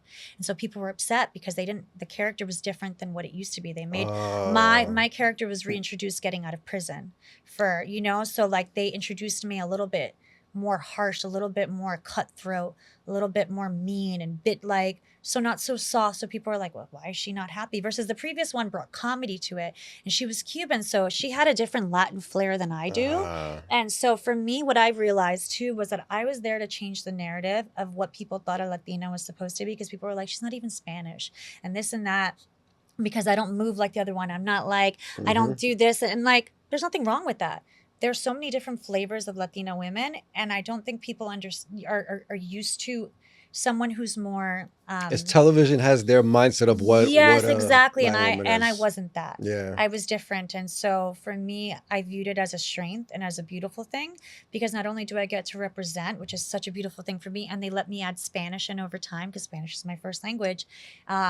But they expanded the Hernandez family. We're the only Latin family on daytime television, and now there's Latin characters in other soaps, but we're like a full family. I have my brother, I have my 18-year-old daughter. So my character had a baby when she was 16. So I'm 38, but I look young. Yeah. So it's funny because they were like, Cherie, we just can't age you. But I'm very mature. I carry myself a certain way, and the daughter carried herself a certain way. So I have a cousin. So they started expanding my family, which is a beautiful thing in the Latin in the soap world and Latin. So for me, the representation alone was such a beautiful thing. I was doing it as Jimenez. I was given the role that wasn't meant for me at 22 was meant for me when I was older. It came back around, and it's a dream role. I love Gabi. I've made her my own. I have so much fun. I get to do what I love. I don't ever want to leave. And it's crazy because with a soap, the show has been on 60 years. We celebrate 60 years on November 8th, 60. Which is insane. Yes, insane. Amazing. Just like, wow, I can't believe this is real life. And I get to play. I get to grow every day. I become a better actor. I learn so much. I'm constantly evolving, constantly learning. I make mistakes. Everybody makes mistakes. I was scared too when I first booked it. I was like, oh my God, one take. What if I fuck up? They're going to be like, that's it. Out, But instead, the other people there were or like not fucking up, but they drop a line and they'd be like, hey, what's my line? And I was like, oh, like I realized just what a beautiful family. Everyone's wonderful. The producers, the directors, the actors, there's no ego. It's truly like I stepped into, it was like the universe was like, okay, let me surround you with just beautiful people and beautiful souls that just care about the work and love to be here and love to play. And within the industry, the soap world is looked at a little bit less than, for whatever reason. No, we work so hard. We do anywhere from 20 to 60 pages a day. I do anywhere from 1 to 3 episodes a day. It just depends. Wow. Yeah, like we show up and it starts at 8:45 every single day. You go out, you do your thing, you mess up, it's okay, go again. You need a line, you do your thing, and then you move on. You do rehearsal, you move on, and then before you know it, you're out. So I get to be present and be a mother. And during lunch breaks, I get to go play at the park with my son. If I need to take my son to school, they'll rearrange my episodes in the morning. Wow. It's like the best job I could have ever asked for, and it's a dream role. So I get to do what I love, and now it's going to be 2 years on December 4th or December 8th that I've been on the show. Amazing. And Gabi is just thriving. Best. She's the best character ever. My wardrobe is amazing. My makeup, my character storylines are great. I'm just given so much as an actor that you could only dream of, that I just, like I said, I continue to evolve and I continue to grow, and I just love it. That's incredible. So yeah, it's great. My God, I never knew that was a thing where a character would just be replaced, like the actor will change, but the character stays. The character stays, That's very and so there's a interesting. lot of recasts within the soap world, and a lot of other actors, even before I aired, they warned me about this. They said, just so you know, it's going to be a little intense. The fans could be crazy. Yeah. And I said, okay. I was like, I'm a grown-ass woman. I'm a How long mom. did that Like, last? my life is Yeah. full. You know, like, I'm good. Like, I'm sure. I didn't realize how intense it was going to be until you're experiencing it. And it was tough. But, you know, the beautiful thing was that The diehard fans. I did a couple of interviews, but I did this one with Women's World magazine, and they asked me about it because all the soap sites knew about what was happening. Just because it was very evident, like how much hate I was getting. Even one of the soap sites was like, wrote about it and was like, she's doing amazing. You guys need to remember this is how it works. This is the soap world, you know, recast. But like, it just is what it is. You know, you can't stop. And I spoke out about it for the first time, because before that I'd be like, yeah, it's tough. There's a lot of hate, but I'm doing my best. And for the first time I was like, you know what? No, fuck it. I am going to talk about it. I go, I've been bullied and that's not okay. And I was like, and it's tough. And I cried and I decided to be open, you know, because I was like, and it sucks. And I go, but you know what? I had to go through that to get through the other side and remind myself and change the narrative. There are people that are supporting me. The producers and the actors, everyone, my family, my friends. This is meant for me. I'm here for a reason. There's no reason that this came around all these years later back into my life if this wasn't meant for me. So I'm sorry. I hope over time you do fall in love with my interpretation. And if not, that's okay too. I understand how it goes. You love her. And I have spoken very highly of her and have nothing but respect for her, because that was her baby and I'm stepped into her shoes, but now they're my shoes. And also, like, she moved on. And so it's just a weird thing being pitted against another woman too. I'm a girl's girl all day. So to be pitted against another female was a sucky thing too, because I was like, damn, this industry's cutthroat. Because I'd be like, so is there drama? Is there hate? Is there war? And I'm like, no, there's not. And then they but it's weren't the getting fans what they... more, right? It's the fans. So it's not even people like that matter in a sense of like you know, like people in the industry. It's not. It's but the like viewership. coming into that They world, get I didn't know invested. what to expect or what was happening. And so I'm gonna hold on one second. Yeah, no problem.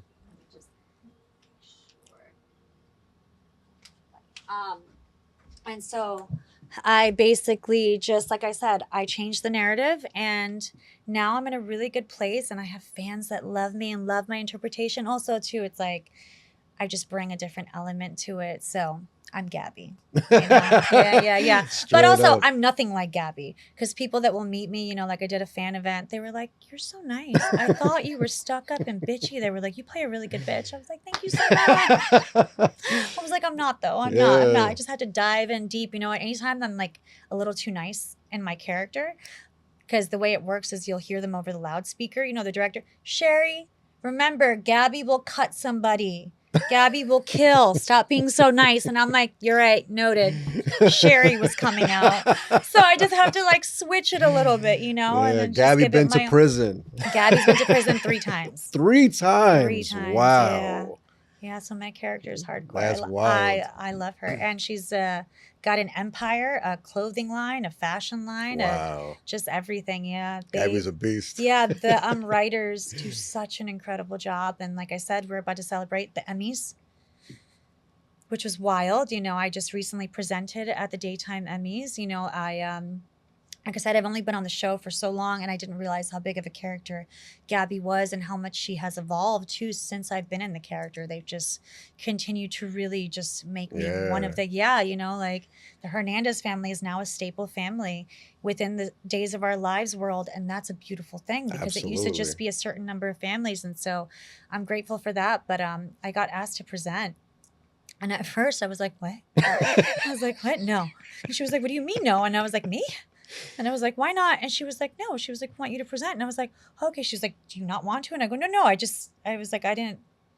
Okay. I was like, yeah. And I was like, are they going to accept me? You know, like I didn't understand. And she was like, yeah, no, well, you know. And so they did. And so she basically only, 3 of us, because Deidre Hall, who's been on the show forever, she's an icon and a legend in the soap world. She presented for the Lifetime Achievement Award for one of the women, and myself and another actor represented Days of Our Lives. Wow. So that in itself was, once it started to get closer to it, started to get nervous, and I started to understand the gravity of it. And I was like, oh my God, like it's my first Emmys. my first Emmys and I'm presenting. So I don't get to just do the red carpet and sit back and have a drink if I want or something and just like watch everybody.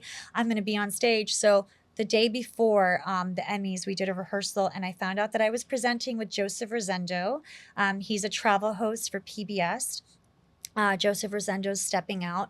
Wonderful man. And he's Cuban. So he speaks Spanish and I speak Spanish. So they gave us Spanish dialogue because to like represent for like the Latinos. And so I was excited because for me, my abuela gets to watch this and I get to make my family proud and also beautiful. But the publicist was like, hold on, but do you know how to speak Spanish like that? Because you know, they and I was like, no, it's my first language. Yes, I do actually. And she was like, okay, you know, like, cause they could just assume, and I could be a Spanish person that doesn't speak Spanish. It happens. So, the teleprompter, huge letters. So I was like, okay, we're good, you know, but they kept changing my dialogue every couple of days. So by the time we got to the actual day of doing it, my dialogue, I got it the night before at 1 a.m. because I had memorized it so that I could be free on stage and still look at it if I needed it, but like be more not such a robot like, what's my line? Absolutely. You know, and then at that point I was like, it's gonna be what it's gonna be. It's all good.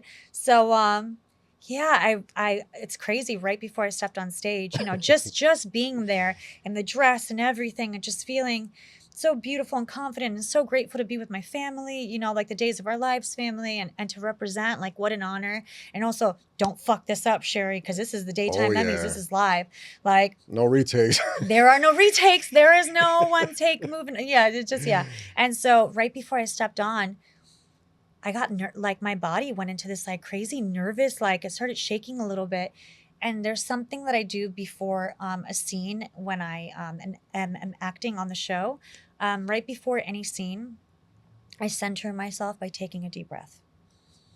It allows me to be present and let go. You know, I put in all the work on my dialogue. It's a lot of work so that I can be free and play. And so I decided to use that, except this one, I took 3 deep breaths because I was shaking a little bit. Yeah. And Joseph, you know, my presenting partner was like, you're okay. And I was like, I need to breathe. And he was like, breathe. And I took my 3 deep breaths and everything settled and I walked out and I did my thing and it was just so beautiful and I was so honored. And when I walked off, we gave each other a hug and I was like, wow.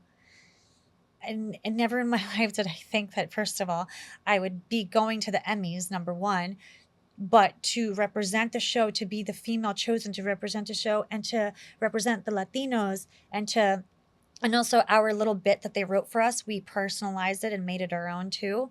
It was so wonderful. Like, wow. I love what they wrote for us. And so afterwards, everybody was like, Cherie, that was amazing. And I was just so proud of myself. And you know, I'm just holding so much gratitude for that and for everything else that's to come. I mean, this journey on Days for me is just beginning, you know, so I'm excited to see, like I said, the 60th anniversary, we took a huge cast photo that's going to be coming out in a big magazine. I can't say what it is because they have to announce it. So that's coming out in a couple of weeks. So I'm excited to see that. And we get to be highlighted as the Hernandez family. And so I've been on a 6-week hiatus, which never happens. So it started September 19th, which is why I'm home for so long.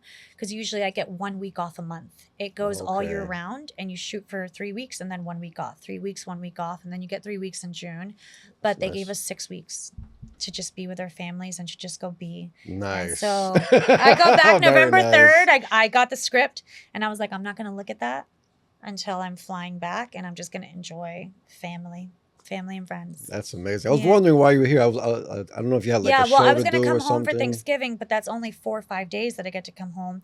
And this, with being the end of my hiatus, I was like, I get to come home for like 9-10 days and spend time because, you know, my abuela is getting old. I have my brother, my mom. It's like every time I come to New York, it's literally like making time, like who can I see? And I don't get to see everybody. Yeah. So this time around, I'm like, I saw my girlfriends, you know, I get to spend time with my brother. I'm taking my brother out today with his girlfriend to meet his girlfriend. Well, I've met her, but to get to know her. Okay, nice. So, you know, just all the things. Yeah. I saw you on his Twitch or something like that. Yeah. Funny enough, I don't really know anything about Twitch except for things I've seen, but he does Twitch and he was like, can you be on my Twitch? I was like, yeah, what is it? And he was like, it's just live. People ask questions. And it was so fun.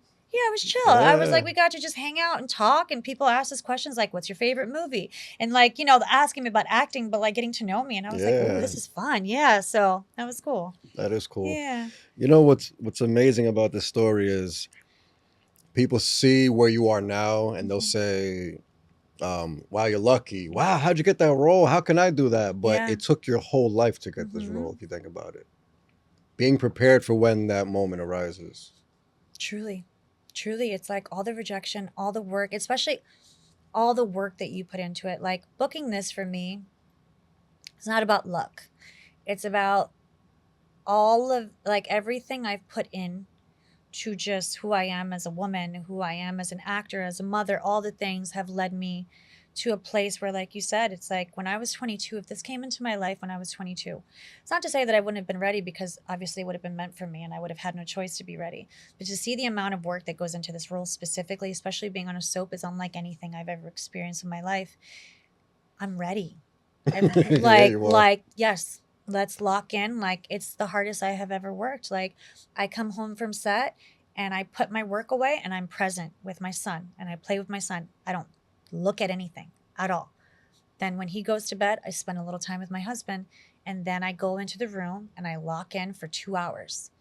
And I take my breaks. Like my little breaks are, I'll go on Instagram and I'll watch funny videos because I have to laugh. That's like I see that. I gotta laugh, and then I listen to classical music when I memorize. And then, I just like, and then it gets to a point where I've fallen asleep with my dialogue. And I always have a moment where I have to go put myself to sleep like 1, 2 o'clock in the morning, because I don't have the same luxury that some other actors on my show have, where they get to come home, work on it, make some dinner, have a glass of wine, work on it some more, and in bed by 10. I don't get to work on it until 10:30. Yeah. So I'm up until 1, 2, and it's just like, I have to. That's just how it has to be. And then I just trust that it'll be there. Like it literally is trust. Like, but I have created a neural pathway since working on the show with memorization, that my memorization is unbelievable. Perfect. So it's great. It's great for like I love it. I can't complain. And then when I get to work too, hair, makeup, wardrobe, the actor I'm working opposite of, or the actors, we get to run it until we feel comfortable. Nice. And then they call it, so no matter what. Yeah, and then we all play. And it's fun. Salem is the town in Days of Our Lives. It's wild. The characters are crazy. There's some off the wall shit that goes down. There's kidnappings. There's death. People come back to life. People are frozen. This person has this person's heart. Like it's kind of a little supernatural, where I'm like, shit is going down, but I love it. Perfect. I'm like, in what other world do I get to do this? So, it's great. Wow. Thank you very much for the conversation. Being so transparent, so open, an amazing story. Really an amazing story. Thank you for having me. This was amazing. It has been amazing. Yeah. Safe travels back home. Thank you. I hope all the best. Yeah. And thank you everybody that watched. Peace and love.